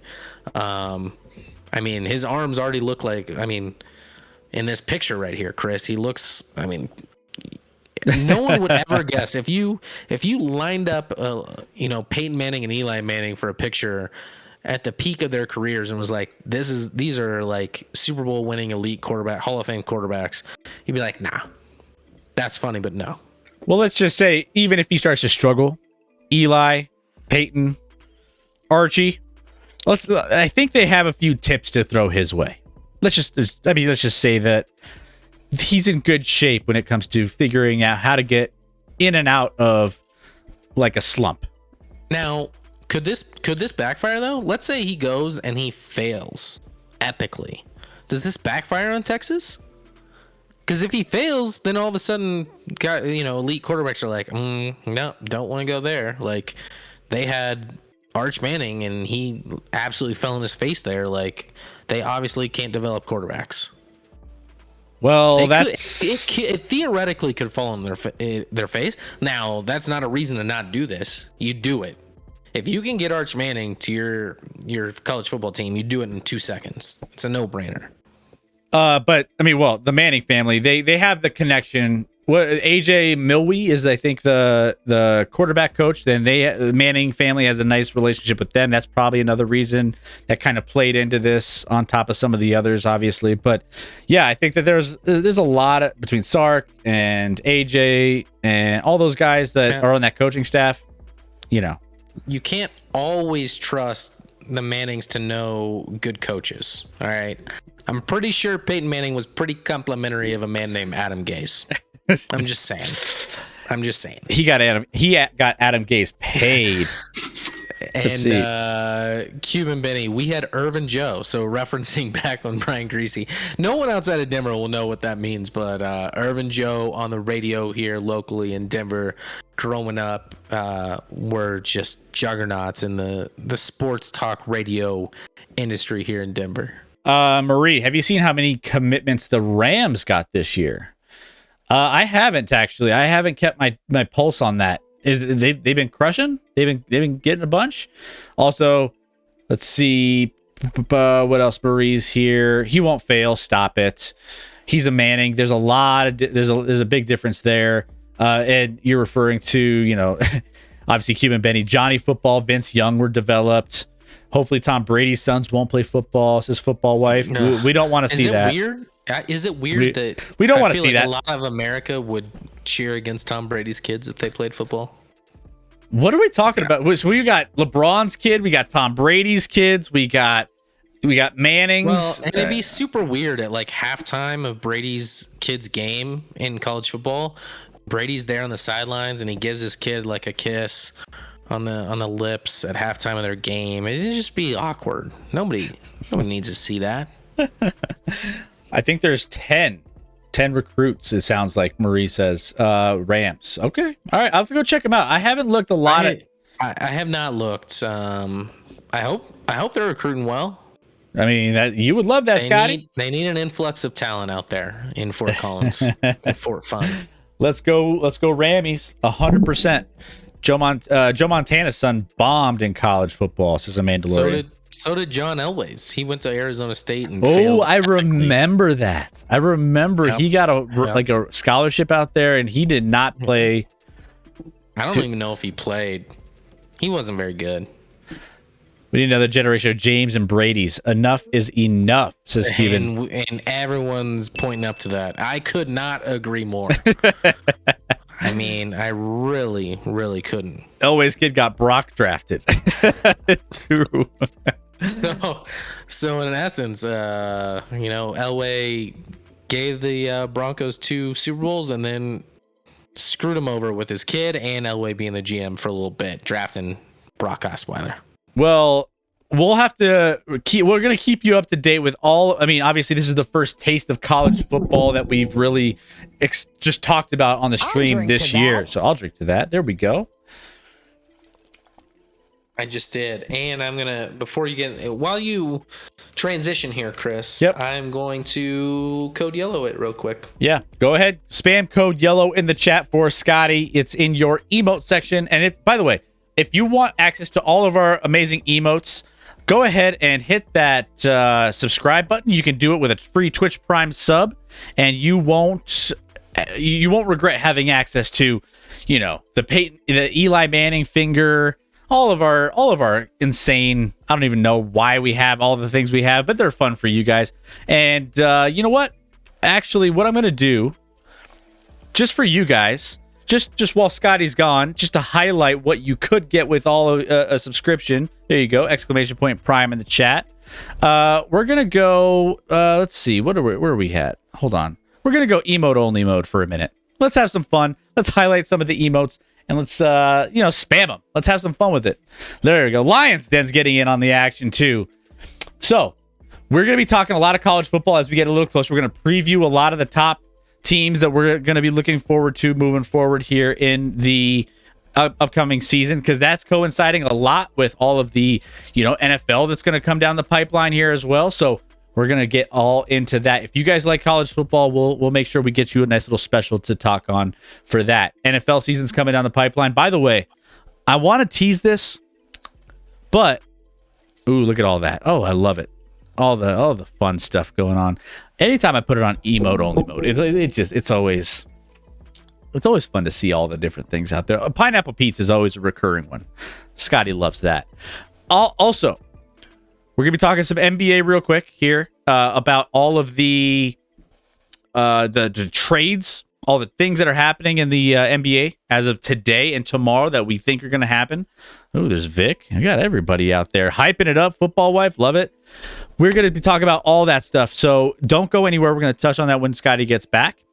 But we have a couple things brewing behind the scenes for you guys that we can't share anything on right now, but they're developing, and it means something big for the upcoming season, and it means something big for a couple actually upcoming seasons. So we want to make sure that we'll keep you in the loop. We want to keep you just kind of on the edge of your seats.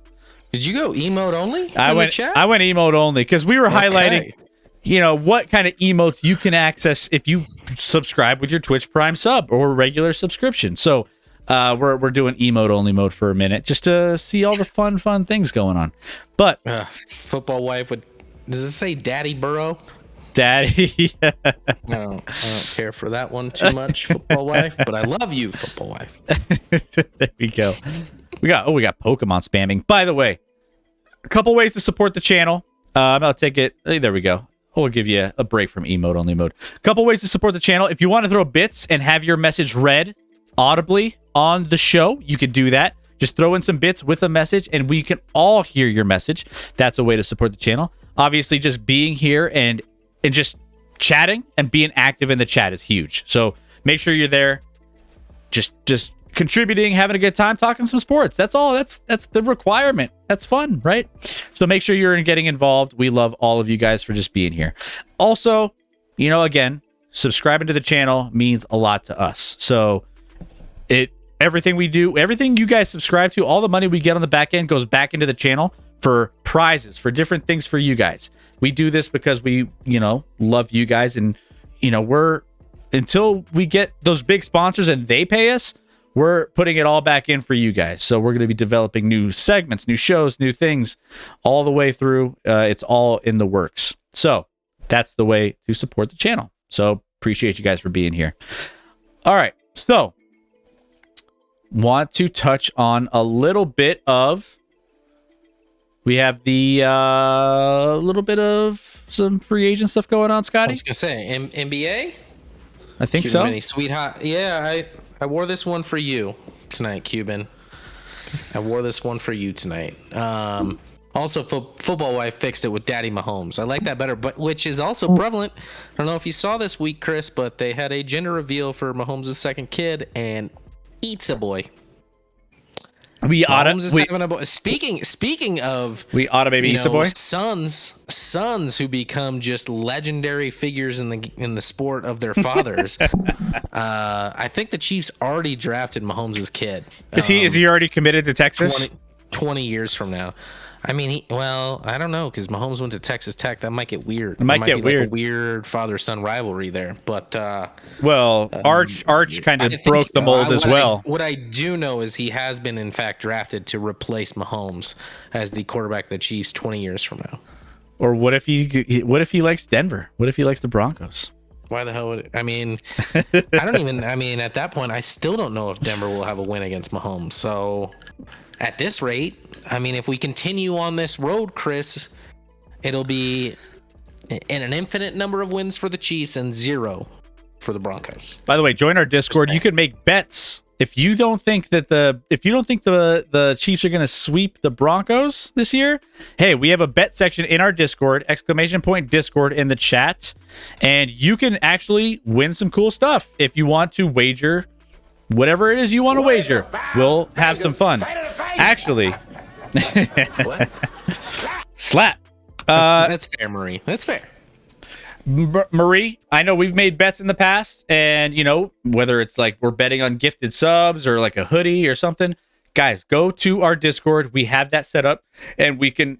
I think Reckoning was supposed to give us a bet, but we haven't heard from Reckoning tonight, so we'll see. But you guys can make bets with us, and we can have some friendly wagers behind the scenes, and we'll announce those on the stream. So make sure you join. Is Football Wife moderating tonight then, since Reckoning's not here? I assume so. Yeah, 100%. Football Wife has taken the flag on that one. Doing a killer job, Football Wife. Great job. Does Bradley break the bank like everyone has been seeming to think he deserves for like 5 years? Says Cuban. We'll get to this here in a second. You'll be shocked if the Chiefs lose. The Chiefs will lose to the Broncos this year. After the Action Lab time, head out to Safeway. Trulies are on sale for $9.99. That's what I was laughing at. $9.99 for like a 12-pack. That's a hell of a deal. That's great. I live right next to a Safeway. Are they doing it? I might have to go out. Or I might have to like order it to be delivered because I've had a few drinks. All Trulies? Because if they have those iced tea Trulies on sale, boom. Those iced tea Trulies are clutch. So does anyone here, it's in like 3 states. I'm trying to remember the states. It's like Florida, Ohio maybe, and somewhere else. There's 3 states that have a Mountain Dew seltzer alcohol drink, and I really, really want to try them. So I've seen you've seen people review it, right? It's only but it's only on sale in like 3 states right now. It's driving me nuts. I'm like, Mountain Dew, what are we doing? What are we doing? Get this everywhere because I will buy it. Not only do they have normal Mountain Dew flavor, but you can get the Baja Blast. Baja Blast with alcohol in it, like the Taco Bell. Come on, guys. Come on. It will become the single biggest product in the history of alcohol. What would it be easier to just get a Baja Blast from Taco, or cheaper to get a Baja Blast from Taco Bell? Chris, and then that's not the point. You're missing the point. Murray's like barf. There's also a couple other flavors that got terrible reviews, so don't try those other ones. But they got like a cherry something flavor. Just skip that one. They're on sale for 4th of July. By the way, happy 4th of July for everybody coming up. I guess we'll be alive for. We'll see them. Oh no. We haven't figured that out yet. Well, I will be off site, but maybe could still stream Sunday night. I just didn't really think that one through. We'll get back to you on the streaming schedule. That's why you got to follow the channel and make sure you know. By the way, following the channel, that's another way. Follow the channel. We haven't seen a Shaq shimmy in a while. PBR and tequila, all you need, says Murray. That's straight to the point. That's all you need. Sky, did you ever get any of those KC Chiefs Bud Light cans? I've had the KC Chiefs Bud Light cans, and there's a brewery out in like California that makes a Chiefs Kingdom beer that I got a 12-pack of that they don't sell out here. It's just, it tastes the same as Bud Light almost, but nice blonde ale, the Chiefs Kingdom, nice can. So I'm a sucker for any of that. Yeah. There's the Avalanche have their championship ice by Coors Light, and it's just it's pretty much just the can. It's Coors Light, but they're So it's not really using the ice from the rink, because that'd be weird to me. I wish they would. I mean, they have enough melted ice. They have enough melted ice from Tampa Bay. They can make enough, right? Oh, but that's not the taste of the Rockies you expect from your Coors Light, Chris. Ooh, yeah, you're right. You're right. It's not, but it's from the sweet ice of the victory. We're just stealing the ice from. Can I buy like one and not drink it and have it like as like a souvenir? You probably could. Sky, did you ever? Oh yeah. EJ designed the can. Did he? Or are you just joking? I don't know. You maybe. I'm gonna. That very well could be true, but I'm gonna call bullshit for now. The 2 a.m. Baja Blast is already only consumed with alcohol mixed in. I don't know. Maybe it's not the best decision if you're at Taco Bell at 2 a.m. to drink more alcohol at that point. Maybe it's, hey, let's get some sustenance. Let's have some tacos, maybe a cheesy gordita crunch, and let's go to sleep instead of alcohol. All right, Baja Blast. We're gonna get to the NBA free agency soon. We will. Chris, do you like drinking Modelo? I love Modelo. I love the Mexican beers. I love Heineken is Corona. I do not like Corona, but every other Mexican, Pacifico, Modelo are my two favorites on the Mexican lager side. Coors Light is like sex in a canoe. It is fucking close to water. Yep. True. I mean, I live in Colorado and I don't really drink a lot. I don't drink a lot of beer, like as much beer as I used to, because I'm, kind of a pussy. But I prefer Bud Light. I like Bud Light too. I do. I like cheap beer. Whatever. I mean, it's fine. I'll drink whatever, but I prefer the taste of Bud Light to Coors Light. And I know that's like blasphemy when you live in Colorado. But I do. You can't order a Bud Light in Golden. We're off topic here. But yeah, there you have it. I was gonna say something else and I totally lost my train of thought. Taco Bell. I love Taco Bell. By the way, that's one of the best. Is that the best fast food place? I mean, are we at 2 a.m. or in general? It's one of the best in general fast food places. I mean, it's up there. It's up there. It's hard to beat Taco Bell. Del Taco. But it also leaves you feeling the worst later. You can't beat a cheesy gordita crunch. You can't beat it. It's delicious. Delicious. All right. Back to NBA free agency. No, we're on food, Chris. Oh wait, should we bring up the sandwich chart again? Do we need to bring up the sandwich chart? Well, but no, we need to announce that at some point this summer, in the dog days of summer, we are going to do a blind fast food chicken sandwich taste test where I am tasting sandwiches from all the fast food chicken joints, and I will nail it. We're going to do this is 100% happening. We're going to do a chicken taste test live on the stream. We're also going to do like a hot wing challenge where we eat like super hot wings and talk to you guys. So we're going to be doing some fun food challenges. We know you guys love food, so we're going to bring that to you. Can we get that hot wing guy on when we do the hot wing challenge to ask us questions? Oh yeah, 100%. I'm gonna. What's that called? It's Hot Ones on YouTube. Hot Ones. Yeah. I'm gonna just let's get that guy. I'm gonna slip into his DMs and get him to host our show. You love to slide into DMs, Chris. I mean, I could feel it's gonna be good. I can feel it all the way down in my plug. Chairman, thanks for hopping on and thanks for joining us. Have a good night, man. We enjoy you on here, so we'll see you soon and sleep well. Yeah. Shout out for Chairman. If you haven't already, go give him some love. Give him a follow. He does some streaming during the day sometimes for baseball, other things. So we always like to support our Action Lab Rat family. Chairman, actually, because I know we're supposed to be talking about NBA free agency, but real quick, Chairman, what are your thoughts on the whole Freddie Freeman thing? So Freddie Freeman, if you don't know, obviously Atlanta Brave. I'm gonna take my code yellow. Now with the Dodgers in the offseason, fired his agent this week, and it came out today that his agent did not relay the final offer from Atlanta to Freddie Freeman, knowing that Freddie would have taken that deal, and the agent didn't want him to take that deal because he knew he could get more money on the market from LA.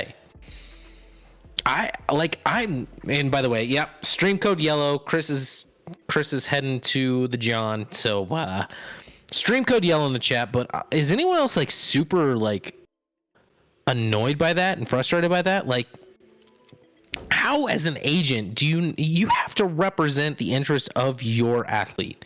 You are getting paid to represent your athlete. And to hide an offer from the team he's played his whole career with and just won a World Series with, and Freddie Freeman, who clearly loves that city and loves that team, is one of the most frustrating things I've heard in a long time. I'd be super curious to know the breakdown of like, what does that mean now that he's fired? Does he get paid out on this deal? Does he not? How that works? But Chairman, the agent should be taken to court. Some rumors were floating about that. The agent apparently made a final demand to Atlanta. Like, that's awful. That is awful. Like, I don't know if there's a law in place. Like, I know obviously if you're like a real estate agent, you have to, bring every offer that comes in to the, seller to potentially agree or disagree to. So to me, that's so frustrating. And I feel for Freddie Freeman. Listen, he's not in a bad situation. He's with a great Dodger team. He's getting paid a lot of money. I get that. But that's a guy that clearly loved the city of Atlanta, wanted to stay there and kind of just got completely screwed over by a guy he's paying to represent his best interest. Not the agent's best interest, his best interest. It just blows my mind that an agent would do that. Absolutely crazy. It's a strange situation for sure. I don't know. I'm still looking at it. I'm still like trying to like process it a little bit. I'm reading the details because like I haven't followed a lot of the Major League Baseball storylines, but I'm like here and there I'll pop up. Yeah, it basically, Chris, the agent withheld the final offer from Atlanta to Freddie Freeman because he knew Freddie would take the deal. And he knew, and the agent was like, I don't want him to take the deal because we can get more money on the open market.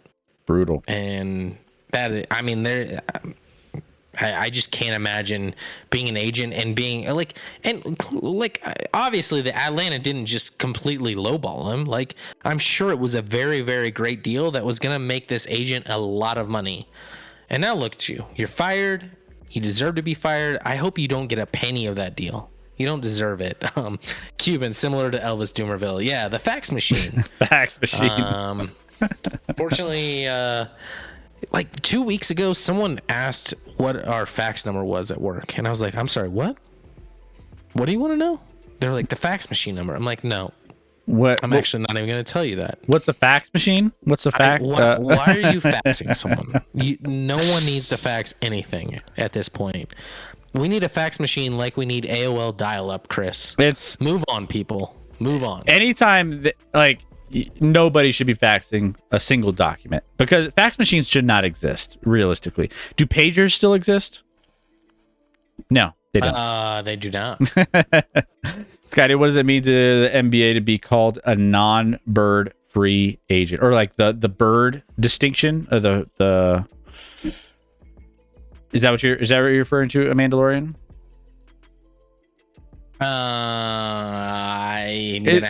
I've heard of it, like bird rights. So I'm not actually fully clear on that. I'd have to look it up. So it's allowing teams to pay players up to 120% of his previous salary in order to re-sign him. Okay, that's the bird rights. Like, yeah. There's like full bird rights, there's early bird rights, and there's non-bird rights. It's like it's kind of a weird. As the player is able to offer more money to the player, and at time, I think maybe one more year, along with a higher salary to the player, in order to try and retain that player and prevent them from going to free agency. So in a sense, it's kind of like an NFL player tag, kind of. You could tag a guy and you could have him around for a year. You're paying him a premium, right? Because you want to keep them in the fold.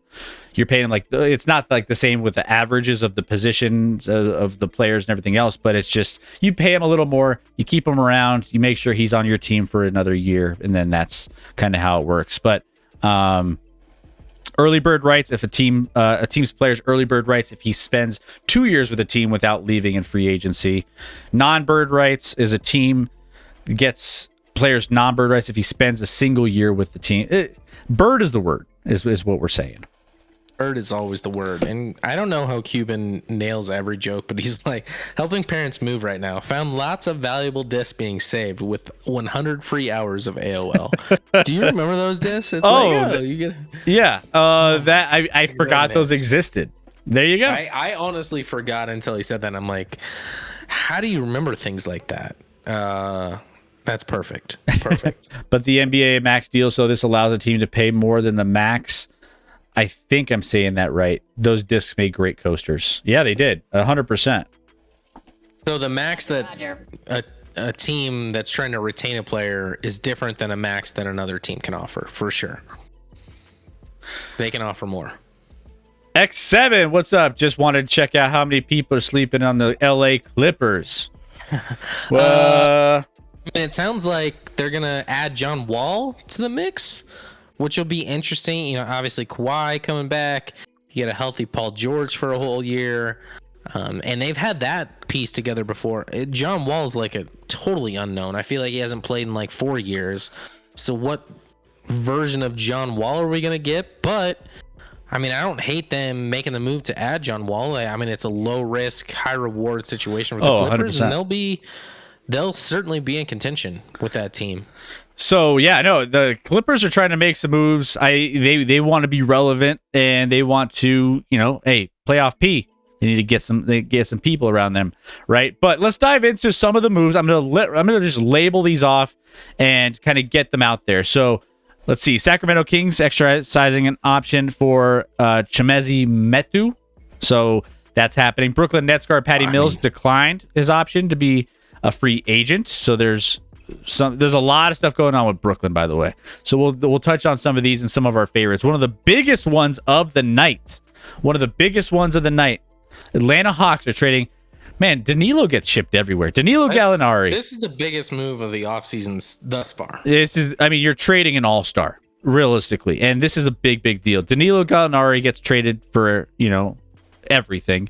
And multiple first-round picks to the San Antonio Spurs for DeJounte Murray. 3 first-round picks. Oh, yeah, 3, sorry. And you said multiple. That's not wrong. Yeah.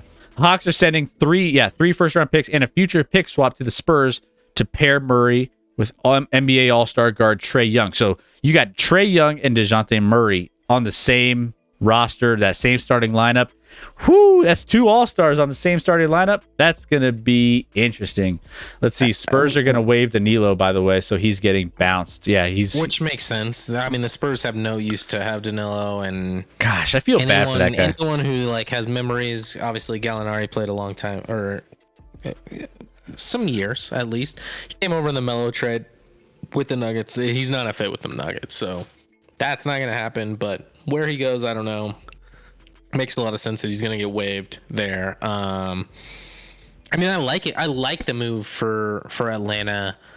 I don't know that this is, and it sounds like they're going to do more. Woj is like they're in talks to move John Collins still for other pieces. I don't know what that brings back. That's going to be, obviously you have your backcourt solidified, one of the best backcourts in the league right now. But I still don't think they're a roster that can fully compete as like a top 5 roster in the NBA right now. So I like the move. I like that they're being aggressive. Obviously, they're sacrificing a lot of their future with 3 first-round picks, but they believe in this roster and this team, and they're in a win-now mode. So I like the move, but I still don't think it's enough. Let's see what else they can do. For me, Atlanta's still not quite there. Want to know a move I don't like? Is what Amanda Lorian's referring to. Do you think Jalen Brunson signs with the Knicks and worth the big money? Let me just, I told you this, Scotty, offline. I'm like, when did Jalen Brunson become Allen Iverson all of a sudden? When did he all of a sudden just require all of, we got to trade guys to create cap space to get Jalen Brunson in? So in case you missed it, New York Knicks have agreed to trade Nerlens Noel and Alec Burks, our boy from CU. Obviously, we love Alec Burke. He's always kind of been like a role player and kind of a guy coming off the bench. And a 2023 second round pick and a 2024 second round pick and $6 million to the Detroit Pistons. The trade allows the Knicks to unload $19 million in salary, clearing the cap space to try to sign free agent guard Jalen Brunson. And I'm just like, is he that? He's like, I mean, is he a top 15 point guard in the league, Scotty? I mean, I'm trying I don't to even know if you define him as a point guard. I wouldn't call him a point guard at all. He's not a guy that you move a ton of pieces to pay a ton of money to. You just don't. I like Jalen Brunson, and as a Nuggets fan, I'm happy about this because that moves Jalen Brunson off of Dallas, weakens Dallas's roster certainly. They made the move obviously for Wood, from Christian Wood from Houston, and if you add Wood with obviously Luka and Jalen, you have a nice nucleus. But without Jalen, I think they take a step back in Dallas. I don't know what I've always said with New York. I'm like, what are you doing? You cannot be successful with Julius Randle as your best player. And they're like, okay, then let's pay the same amount that we're paying Julius Randle to get Jalen Brunson, who's not even as good as Julius Randle. Like, you're paying so much money for marginal players, quite frankly. Not marginal, above average players. Julius Randle is a very, very nice piece. But if he's your number one, you're a disaster. Jalen Brunson, very, very nice piece. But if he's your number two and you're paying him $25 million a year or more, disaster. Like, the Knicks traded away their pick for future picks this year. I don't know what the Knicks are doing. They are a complete train wreck. It's not that I don't think they'll be better with Brunson, but where does Brunson take you? To like the 7th best team in the East? they're still not even going to be competing. You're literally you're still in the bottom. No. You might be a playoff team in the East, but you're in the bottom half. You're in the bottom half. I don't get what they're doing. I don't get their long-term plans. They're a train wreck. And it's nothing against Jalen Brunson. I think he's a very nice player and he should get paid out, but he should stay in Dallas. I'm going to read off a list here. We're going to start at the 10th. The top 10 paid coming before today, before all this news. And we're talking about, I mean, are we classifying him as a point guard? Are we, I mean, Brunson? Yeah. Is he a two? Is he a two guard? Point guard? I don't think Jalen's. I mean, I would say he's in the point guard category, right? Yeah, I mean, he's a 1-2. You could call him whatever. I don't think he's a natural one in my opinion, but he's a scoring point. But all right, is he better than De'Aaron Fox?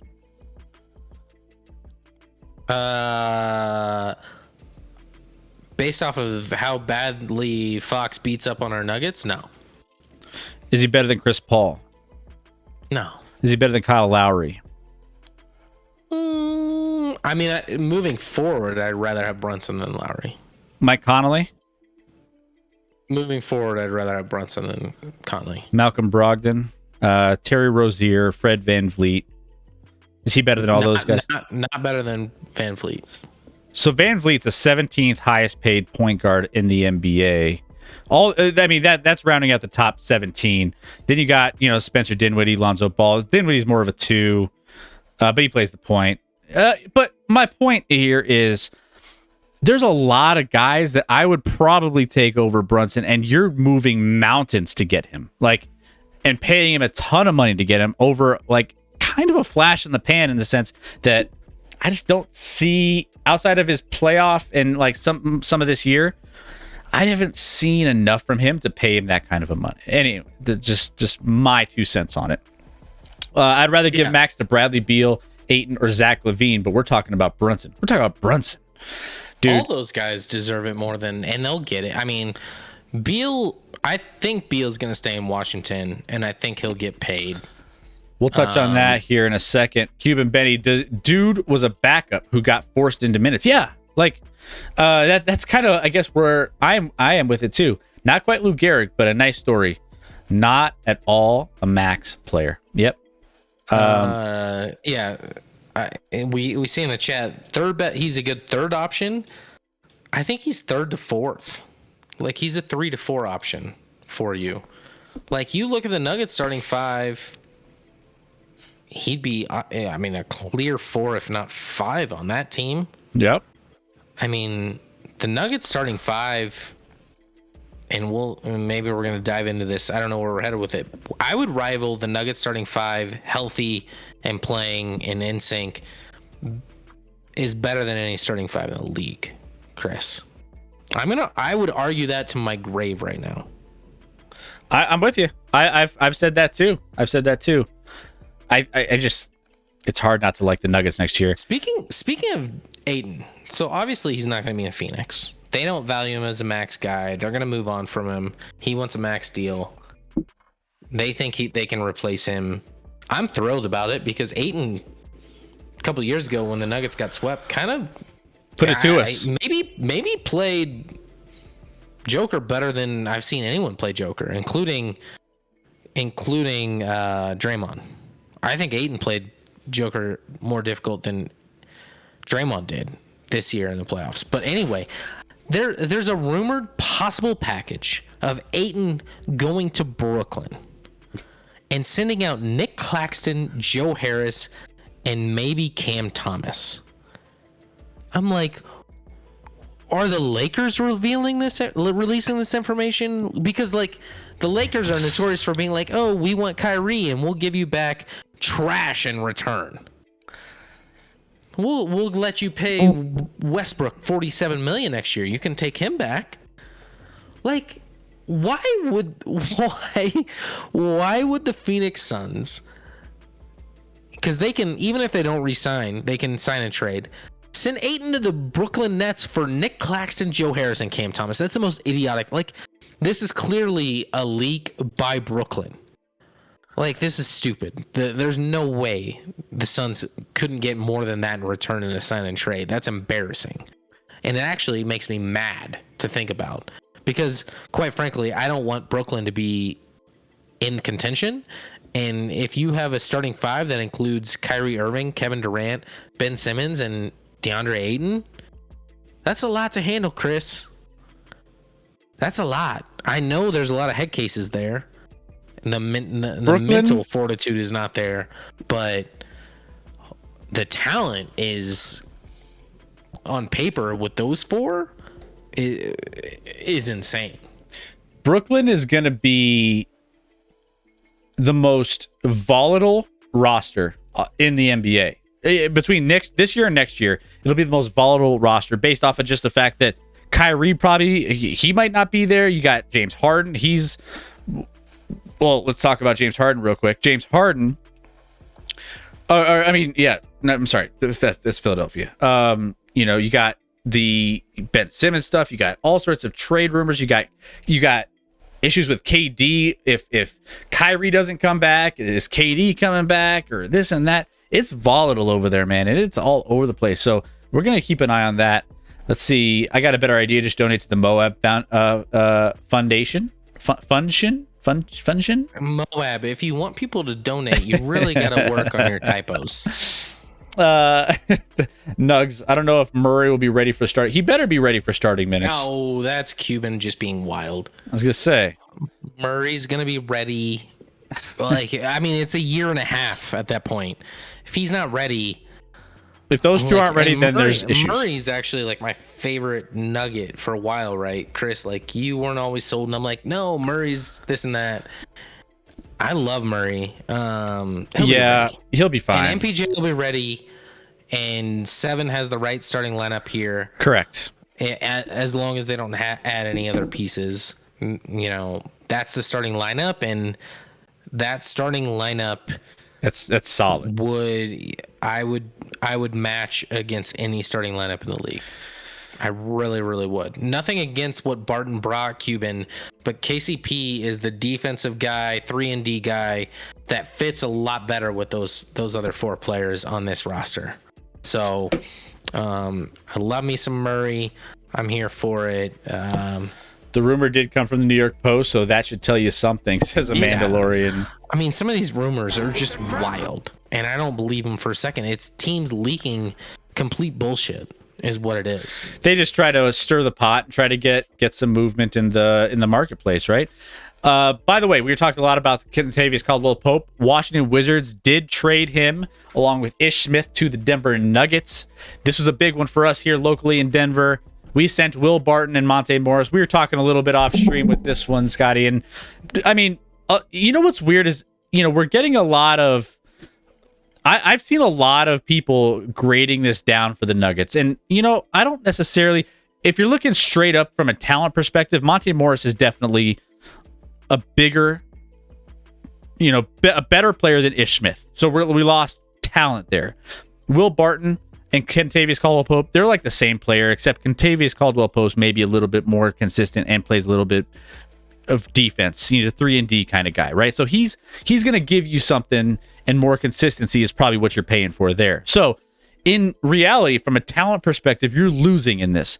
However, if you look at the big picture, it opens up time. You mentioned this earlier, for Bones Highland to come off the bench and have some valuable minutes. It just makes the roster that you want to have, that you were going to be excited for, a little bit more, especially in Mike Malone's rotations, a little bit more feasible, right? So that's where we're looking at here. So from that perspective, I think this is a good move for the Denver Nuggets.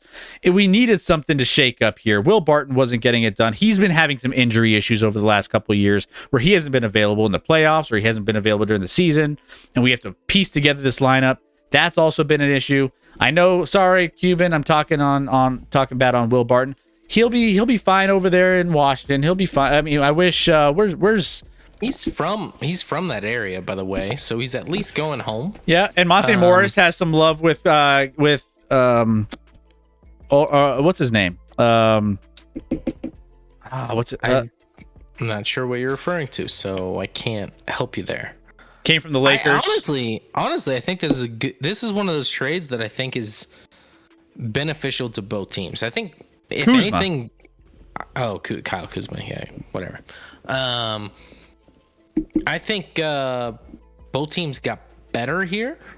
I was a little disappointed. I thought the Nuggets could maybe get a little more for throwing in both Will and Monte into this deal, but like you said, listen, Barton wasn't a fit with this team anymore, because we have, if everyone's healthy between Porter, MPJ, and Murray and Jokic, our offense is not an issue. We don't need a guy like Barton to steal shots from these other guys that are far more efficient on the offensive end. Barton's a minus on the defensive end, as is MPJ. The other two are not. I think Murray and Jokic are slept on defense, but they're very actually above average on defense, if not elite, in some categories at least. But I think this helps Washington. Monte Morris is a really, really nice player. He's not an elite guy, but he is very, very solid. I've always liked his game, and what he's brought to the table. But Bones is electrifying. He takes it to another level. Bones clearly has a higher ceiling than Monte, so you got to give him those minutes at the backup point guard spot once Murray comes back. So Monte didn't really have a role here in Denver, so that's why you put them both together, and you get a guy that you need an athletic 3-and-D wing that you really don't have on this roster. So you bring in KCP, you draft Christian Brown, who's another one of those types, but he's still a rookie. And let's see what else they add. They need to still add another big. Maybe they re-sign DeMarcus Cousins. We'll see. And then for me, it's like a guy like Oladipo makes so much sense. I would probably start Oladipo and have KCP as like another option off the bench in that scenario. I mean, the depth at that point would be insane. I think I would love the depth coming off with Bones, KCP. I mean, anybody coming off that bench. And Cousins. And Cousins, With hopefully. Najee, you still got Jeff Green off the bench who can do some things and is still a nice player. Old man Jeff.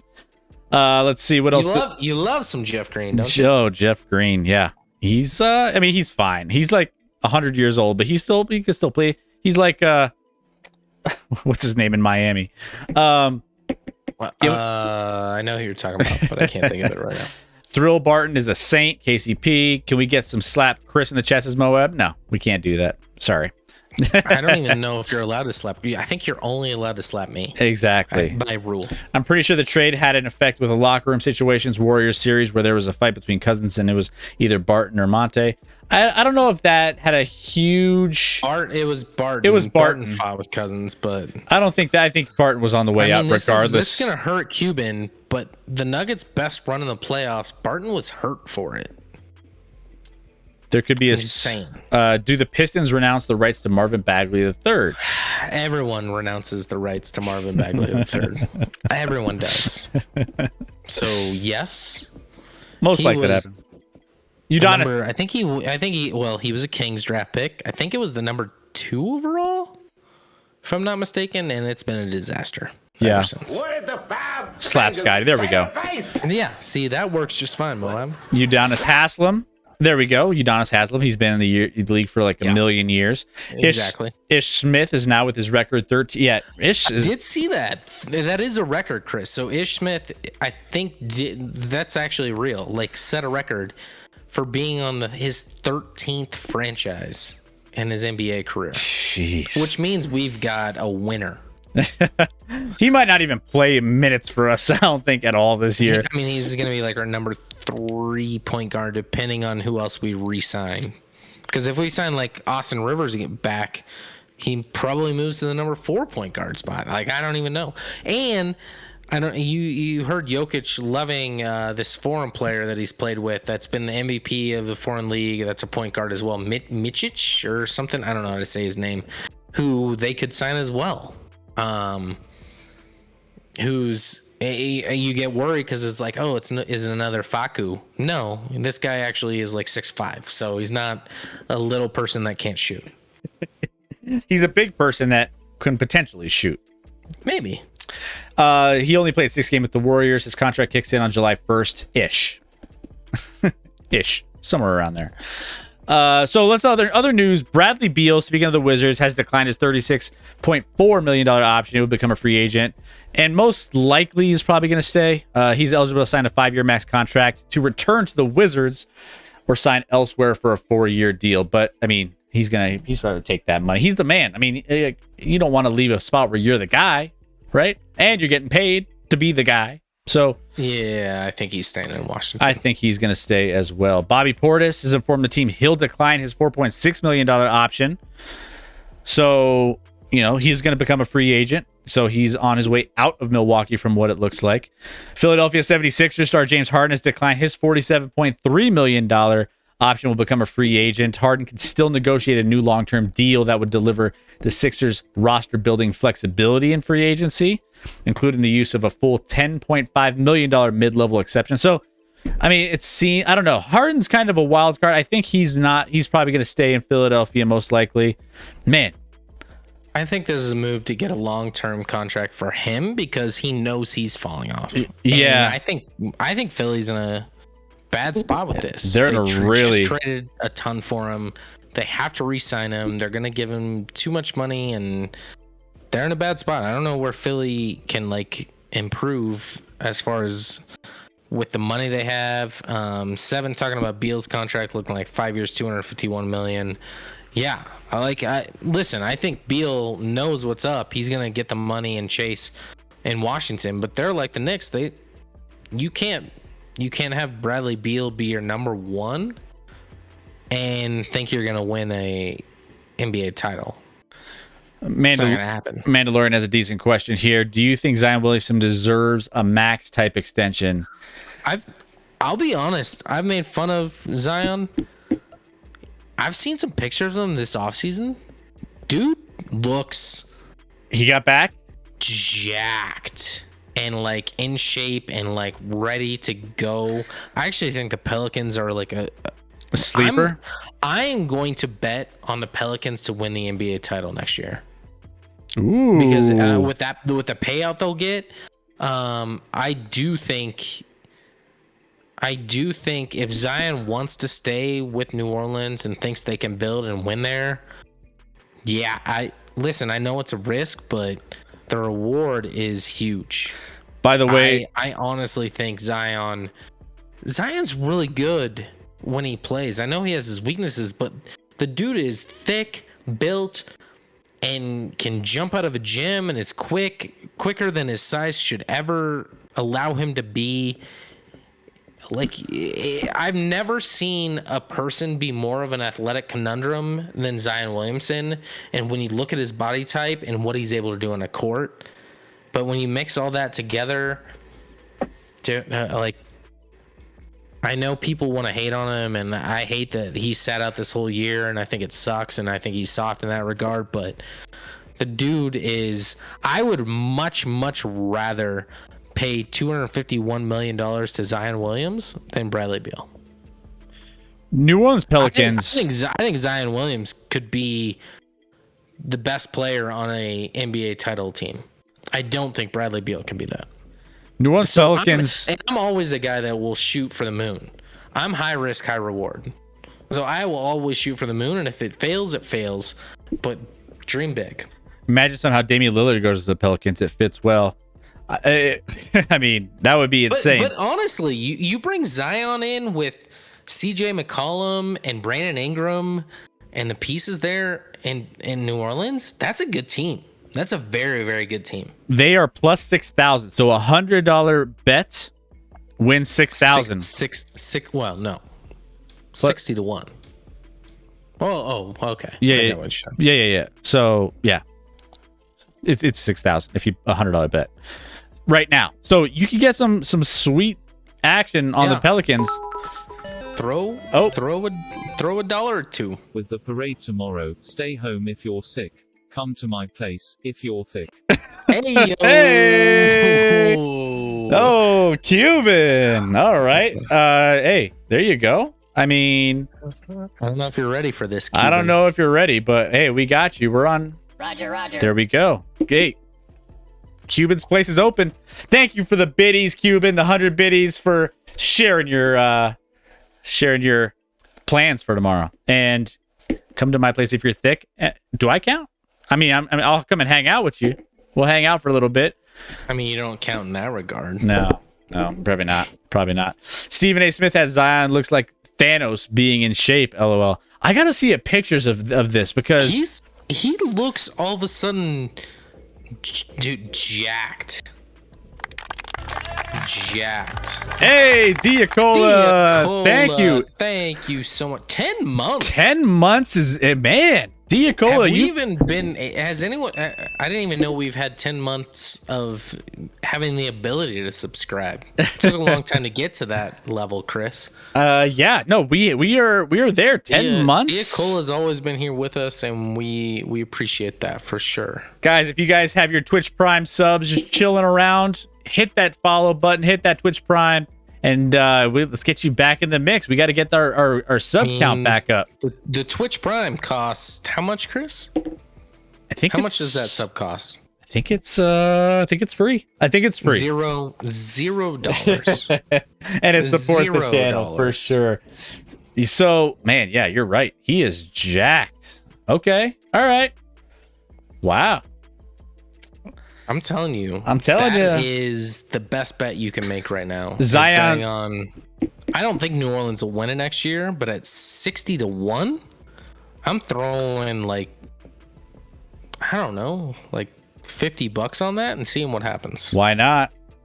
Hey, Zion will show up to your place tomorrow. He's super thick for you, Cuban.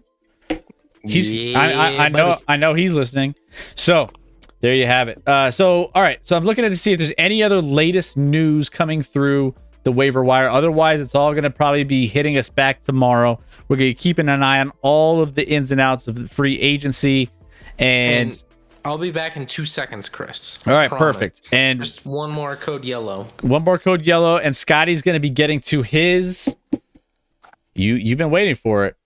Coming in hot. We're going to be getting to that here in the next few minutes, so don't go anywhere. Spam code yellow in the chat. There we go.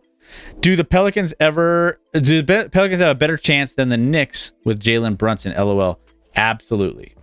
Absolutely. If you're taking the Pelicans in a harder conference in the West versus the East and what the Knicks are putting together, the dysfunction with that, yeah, you can sign me up for some New Orleans Pelicans on that list. I mean, looking at their roster here, let me pull up their roster real quick. I'll just it's pretty decent. Give me a second. Here we go. It is starting lineup of all right, CJ McCollum, Brandon Ingram, Herbert Jones. By the way, if you haven't seen Herbert Jones, I forgot that he was there. You got Zion and Jonas Valanciunas, which, he's a nice little fit there. Then you got Jackson Hayes on your bench, Devontae Graham. I mean, that starting lineup is one of the better starting lineups in the West, realistically. We talked about the NBA and the Nuggets having a pretty decent lineup to start. CJ McCollum, Brandon Ingram, Herbert Jones, Zion Williamson, and Jonas Valanciunas. It's a decent starting lineup right there. So, yeah, maybe I'll sprinkle a little bit of cash on the New Orleans Pelicans to win it all next year. Who knows? I mean, the payoff is good, so I can't argue that. What's up, Milwaukee's best? How we doing? He says no. He's got his Milwaukee Bucks in the mix, which they will be. They'll be back. So yeah, they're going to be in trying to recover from this year and get back in. I think they've been a little quiet. I mean, Bobby Portis left you guys over there in Milwaukee. It sounds like he's declining his option. What are the Pistons odds in Vegas? The Pistons. They're dead last. Their chairman, but I like what they're building. There's 1, 2, 3, 4, 5, 6 teams at plus 50,000. So, they're renegotiating that, Milwaukee. Oh, fair enough. I didn't know. It didn't mention anything along. He just said he declined and he was gonna be a free agent. So I wasn't sure if I heard anything about that. But yeah. So, chairman, if you want to sprinkle a little bit on the Pistons, a $10 bet wins you 5,000. Hey. If you like to burn 5,000, you could always give it to Moab on his little donation Moab list. Do you think the Warriors are going to be in the run next season? I think it's going to be tougher. I think it's going to be tough for them. Obviously, so the Clippers, with all the moves that they've been making, or they potentially will make, you got John Wall, you got all that. They vaulted to plus 600, tied for the lead in betting. Milwaukee, the Clippers, the Celtics, and the Warriors are all tied for the highest chance to win it based off of Vegas odds. So, of those, I don't know. I mean, I still even think there's some teams that could. I just don't see the Golden State Warriors. They'll be good. They'll be fine. I think they'll be maybe a top 5, top 4 team in the West. Obviously, they have Steph Curry. They have a lot of pieces. There's some young kids coming back. They have Wiggins. They got some good pieces. Did you say that the Warriors are going to be fine and be a top 4 or 5 team in the West? That's not fine coming off a championship. I mean, no, it's not. From those standards, I guess you're right. The Warriors are going to be. I mean, right now they're the betting favorites. Obviously, that's like an easy pick, but they're tied the betting favorites to win it all with Milwaukee, the Clippers, and the Celtics. Of those 3, I would actually take Milwaukee. Nothing against the Warriors or Celtics. And I think the Warriors will be right in the mix again. For sure. But yeah, Milwaukee's best. Middleton not hurt. Who wins, Bucks or Warriors? I lean Bucks. I do. I kind of wish the Bucks were in there to challenge the Golden State Warriors this year. I wish they were. Don't sleep on the Wizards. Yeah, if they can bring back Beal, I mean, that team is dangerous. Well, they just with will the thrill Barton and Bradley Beal? Is there a better 1-2 combo in the league, Chris? I think they vaulted from plus 50,000 to plus 39,000 with that trade. They might threaten the all-time winningest regular season in the history of basketball. The Warriors went what 73-9? Pretty much. Is that what they went? Pretty much. Or 74-8, one of those. The sarcasm's noted. Denver Nuggets, by the way, plus 2,400 down there with the Lakers plus 2,500. And then everything drops off from there. It's absolutely absurd that the Nuggets are 24-1 and the Lakers are 25-1. I think the Nuggets are honestly a really, really good pick as well. A $25 bet on the Nuggets wins you 600. That's worth me betting on each and every time. Especially, I might make that bet literally as I get off this stream. But we are at the top of the hour. Hey, Mackie, where's Will the Thrill? He got traded to the Wizards. Scotty's coming in hot. Is it about Freeman? It's not. That's why I brought it up earlier. I wanted it. You were leaving, and I was like, "Oh, we hadn't talked about that," and I wanted your thoughts on it. I considered that actually as one of my coming in hot. I was just like, "How long can I talk about how angry I am at this agent that has failed to do his job completely?" Yeah, it's absolutely crazy, but that's not what we're talking about tonight on the Coming in Hot. No, we got I'm talking about soft ass NBA players. Then I stayed where we stopped talking about. It's okay. The Coming in Hot is always going to be solid for you. Don't go anywhere. It's coming up right now, and it has to do with some of the themes that we're talking about here tonight. So here we are. We are at the end of our show, and we have to end it with a bang. Coming in hot, Scotty A. Smith. Let's hit it. All right, so here's where I'm at in this week. There's been a super weird vibe recently between players, specifically in the NBA, as you see here. You see Draymond, you see Durant, you see Kyrie, versus the media, whether it's Stephen A., Skip, Nick Wright, also Kendrick Perkins. There's been so much back and forth beef between these people, and you don't see this right now in other leagues. You really, really don't. And for me, listen, you could pick a side in this, and I think both have some fault in this. But if I'm picking a side, I'm picking the media. The media's on the right here. Listen, like Skip Bayless knows what he's doing, right? He has to be. To make it big and be who he is today, he has to have controversial takes. He has to lay it out there. He has to be animated. And Draymond comes out and says, Skip has rode the coattails of LeBron to create his career. And quite frankly, Draymond should applaud that. If that's true, good job, Skip Bayless. You have taken, you're not a talented athlete, and you have rode the coattails of LeBron James and dogged on LeBron James his whole career to the success you have. Congratulations. Draymond is the epitome of that in the NBA. He's not the most talented player out there, but he will get under your skin. He will use every mental tactic he can, whether it's against the opposing team or with the officials, to get an advantage. He has rode the coattails of Steph Curry, Klay Thompson, and all of these guys, and somehow people talk about him as a top 75 player of all time. F that. He's not even anywhere near that. He would honestly, off camera and off mic, applaud what Skip Bayless has achieved, quite frankly, because Skip Bayless is an idiot at times and does make bad takes and is theatrical. But that's exactly who Draymond Green is on the court. So don't you dare call out Skip Bayless for this, because that's who you exactly are.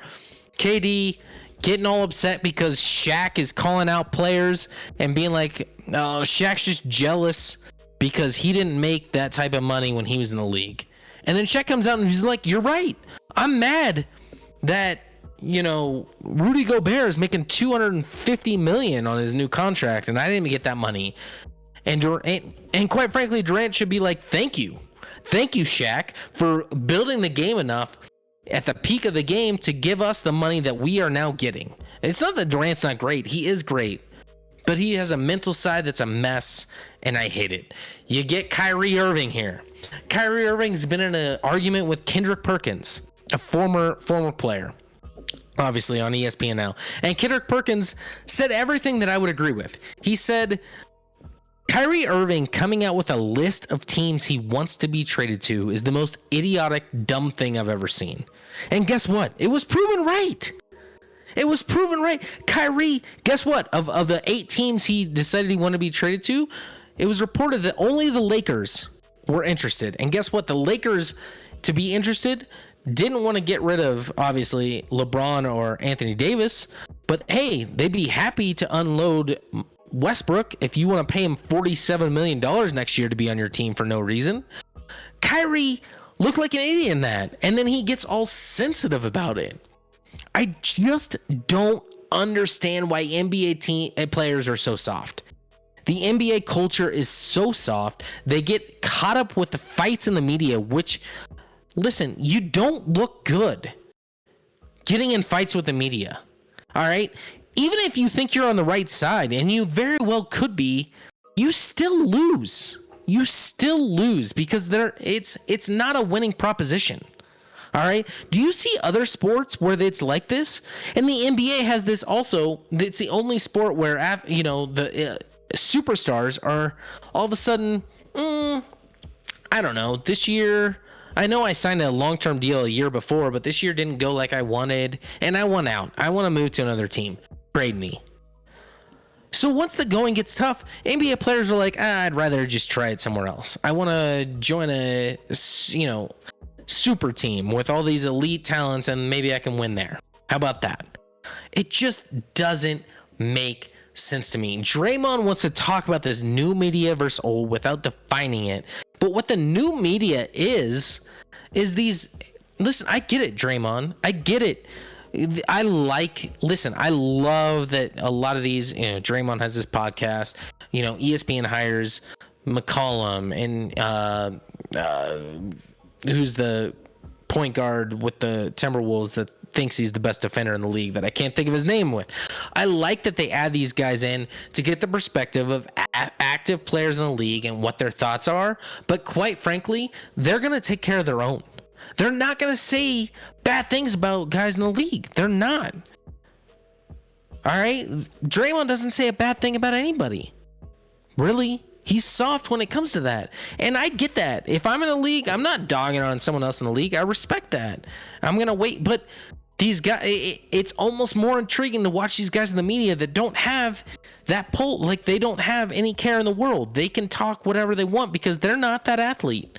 They're just going to be honest and real. Or even if they're fake, they're going to be loud about it and they're going to have a hot take about it. And quite frankly, that drives viewership whether you like it or not. NBA players, stop falling for this trick. You look soft. You look shitty. Just don't fall for it. Don't comment on it. Why are you caught up with Skip Bayless, who probably can't even make a free throw in 10 attempts, talking about how you're not good enough, LeBron or Draymond or whoever it is? Who cares? That's his job to be controversial and have hot takes. And he's successful for it. Reward him for that. Stop getting involved because it makes you look soft and weak and like you don't have the mentality to handle everything that being a superstar in the league involves. You don't see that in the NHL. You don't see that in the NFL where guys are spouting back at guys and it's like a camaraderie in the NBA where they protect their own. I get that, but stop. It looks dumb. Don't do it. You might even be on the wrong side of things, but it's not worth it. Go get paid, go do what you do, and ignore these guys. This might get clipped and be on an Instagram feed or a TikTok, and half the people will be like, great take, and the other half will be like, that's the worst take I've ever heard. I don't care. As long as it drives viewership and like a debate, that's perfect. That's what you should want in the league if you're an athlete. That's what gets you paid is debate and intrigue. I just don't understand how these NBA players don't get it. They don't get it. I hate it. It's frustrating at times, and it only occurs in the NBA. But I'm siding with the media. even though they're and Draymond with Nick Wright was like, stand on your take when you said the Warriors would never win once they signed Wiggins. And then and Nick Wright has some bad takes, but he even said, he was like, I am standing on it. I'm wrong.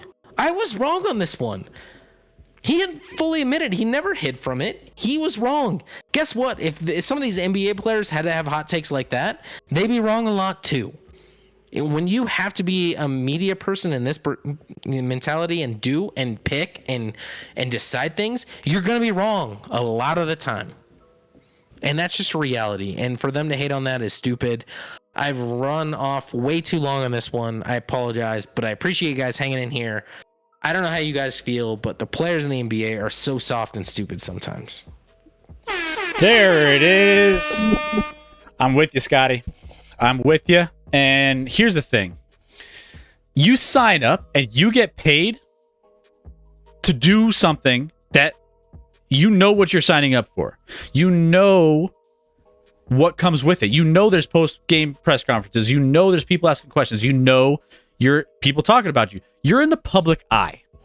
When you're a public figure, you're inviting people into your life, into your game, in this case, to make those assumptions, to make those critiques, to make those just observations.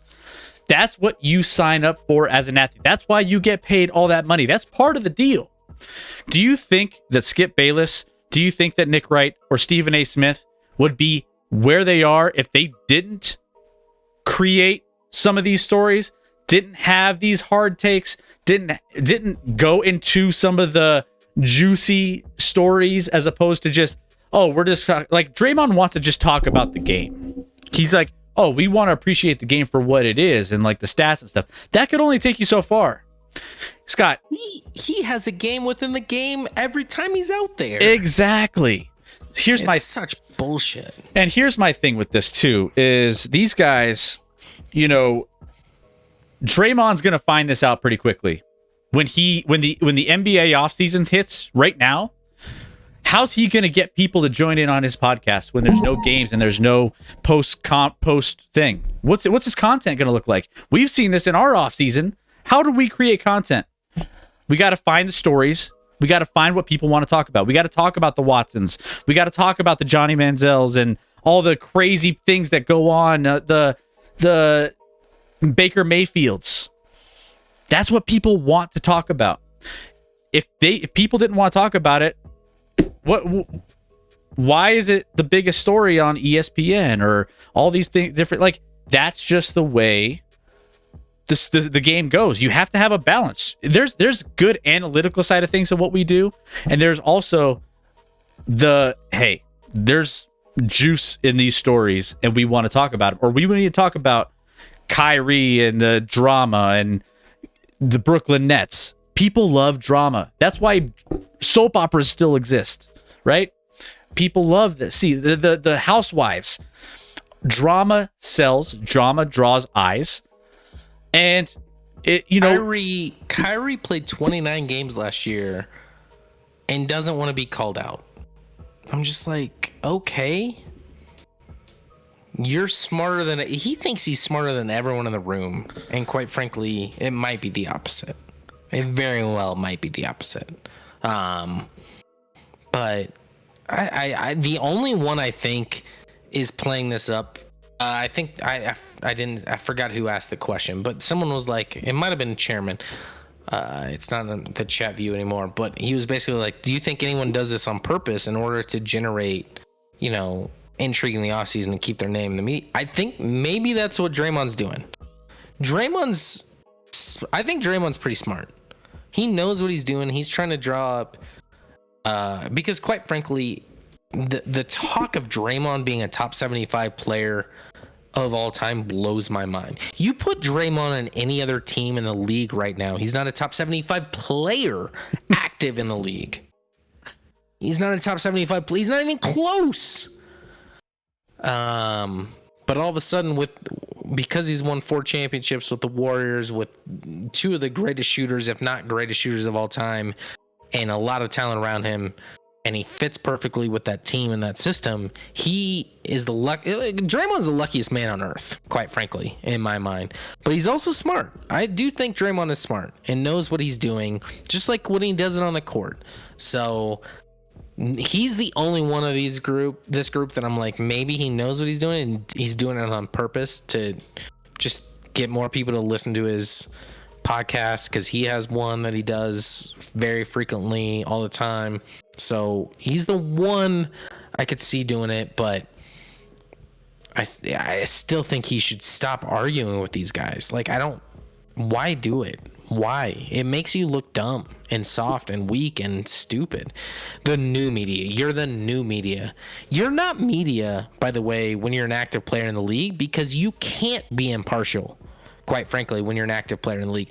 I love getting the analysis of active players, but you can't be fully impartial. You can't.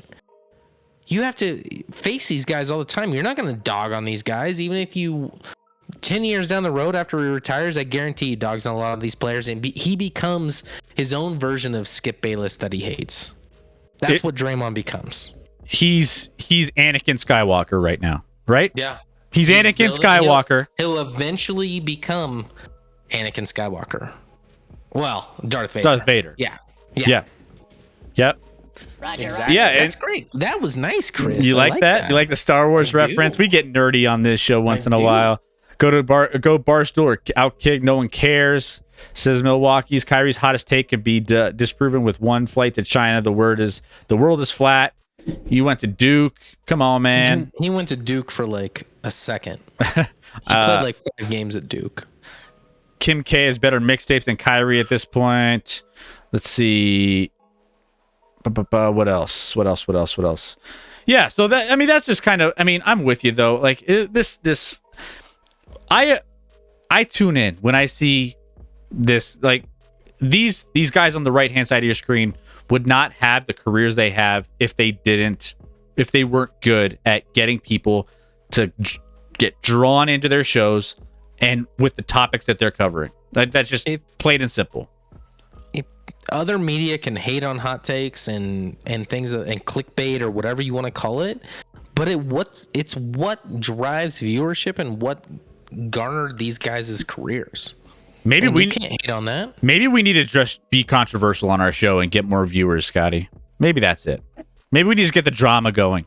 We need to stir the pot with other streamers and other just trash on other sports streamers, and all of a sudden people will start. Hey, it sells. And trash on some of our viewers. Yeah. Let's do it. Not just Pierre. Oh no, we're too nice for that, I guess. You know. Mayday used to be my guy back in the day at trash on, right? That was like the OG. Wasn't it Mayday? Oh, it used to be Mayday. We missed Mayday. He's playing baseball somewhere. He's going to be graduating soon. He's on his way. Stephen A got on Kyrie for playing videos on Twitch instead of being serious on the court before. By the way, Stephen A called out Kyrie. He was like, there was a big Twitter rant and response where he was like, Stephen A told in the Twitter response, like, do you want me to tell people what you've really been doing during this time? What you've instead of you think it's all this. He's being very cryptic with that. So I don't know if it's the Twitch stuff, if it's something else. Isn't that already a show with the Chiefs and Broncos fan? Yeah, it is. It is drama there. Bring it on, boys. There you go. Hey, let me on the show. I'm debating. The last time I debated in person, which is the only time I've been in person with Mackie for our buddy's bachelor party, he was telling me how the Houston Rockets were ready, and that was like the Yao Ming, like T-Mac? Was it T-Mac days? I'm trying to remember exactly what it was, and I told you, Mackie, I'm like, no, Houston's not a legit contender. And who was right in that one, Mackie? I'm just saying. You remember that, though. You remember. You were all on the Houston Rockets, and I was just like, nah, they're not it. And guess what? I won that one, Mackie. To be fair, it was a lot easier for me to win because it was such a bad take by you. He's like, bro, I'm a homer. I get it. I am too. I just called the Nuggets the best starting 5 in the league next year. So I'm a homer too. Yeah, so Yeah. Scott, There's Pierre. there's Pierre. Didn't Pierre? Maybe I should find it in our Discord chat. But he promised us he would not be here tonight. He's like, I'm not joining the stream on Wednesday. Oh yeah, he did. And He's here. Just Eli middle fingers and all. he's excited about those trades that are going through for him. So, he can. Ed Reed is a DJ on Twitch, according to Mandalorian. We got to get Ed Reed on our show. If you got, Yeah, that sounds easy. let's do that. Ed Reed. Let's just have you not invited? Just say, hey Ed, come on our show. Well, I'll be like, okay, cool. We could. Not saying, just know what I'm saying. Or know what I'm saying. He's like, well, he's following up. He was like, I think you were hyping up the Rockies too with Cargo and Tulo. Yeah, hindsight's a bitch. All right. Yep. Cargo was legit, and then we traded Tulo and he sucked. So that was a good trade. Can't always get them right. Chairman's like, yeah, and I said I was going to bed. Yeah, I really wrapped him up in that Freeman thing, and he was right. We kind of left it too quickly. What? Pierre, have fun with KCP. Oh, we will. Right, hey, Pierre. By the way, we have a betting portion of our stream. If you would like to bet on who wins more games between the Nuggets and Wizards next year, I'd be happy to oblige that bet. It's a trap. It's a Happy trap. to. It's a trap. But hey, we'll take it. We'll take it. And I'm not even gonna allow that one. I'm gonna let that one go. Sorry, Pierre. You don't get to have that one come through. But Tulo wouldn't have been great for years to come if they didn't break his legs on Toronto's artificial turf. Nah. Tulo was so good at clutch situations late in the game. I guarantee he was popping out to third base every single time. Every single time. Mandalorian early on. Have a great 4th of July, Scotty and Chris. Thank you, Mandalorian. You as well. Always love you in the chat. Encouraging the drinking, which is a nice feature. But we also have a doctor. Or, no, wait, no, she's not a doctor. That's Dr. J. That's Dr. J. I don't know why I associated that. I feel like they're friends. But a Mandalorian, always a good time in the chat. Appreciate you being here, along with all you guys. Yeah. Everyone's amazing in our chat. No, we have the best community on the planet, and we're only growing. We have a lot of big surprises that we think are coming down the pipeline in the next couple months that we can't wait to share with you guys. So a lot of things going on behind the scenes. We're trying to make this show bigger and better each and every single time we come out.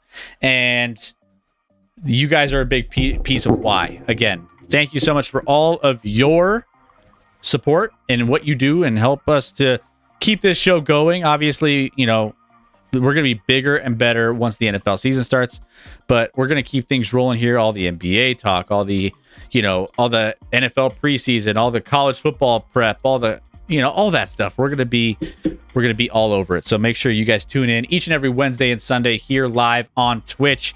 I'll be posting all of our stuff here this week when it comes to YouTube and all of the socials, and I'll be clipping out some things for TikTok. So if you haven't joined up, let me put the socials in this chat here. Join our socials here, and we will hit that follow button, hit that Shaq shimmy, hit the follow for our show so that when we go live, or join our socials so we can make an announcements, Discord, everything. So that way we know, and if we make an announcement that we're going to be able to make you guys aware of what that announcement is. So real quick, catching up on the chat. Broncos 1967. Thanks, fellas. It's a good distraction for me. Yeah, Broncos, don't forget to hit me up on those Rockies tickets if you ever want to go to a game. Marie, XOXO. Marie, it's always amazing when you come into this chat.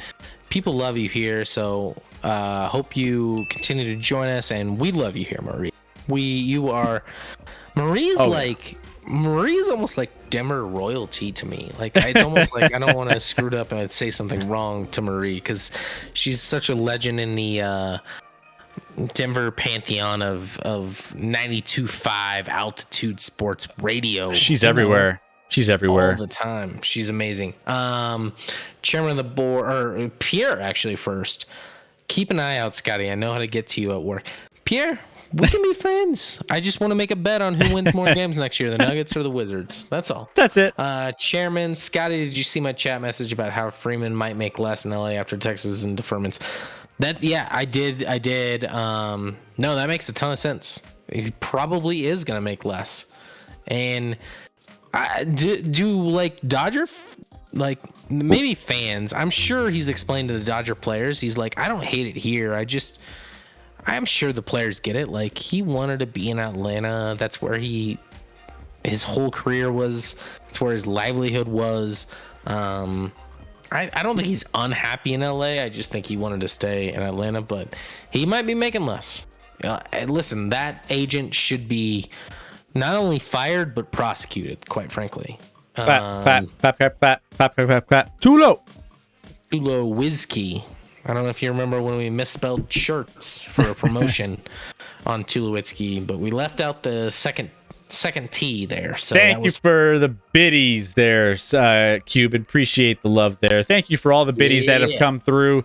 It means a lot. Thank you for all the people who subscribed on the channel. And all of you guys, we didn't get any new follows tonight. So if you're here, hit that follow button real quick before we wrap things up.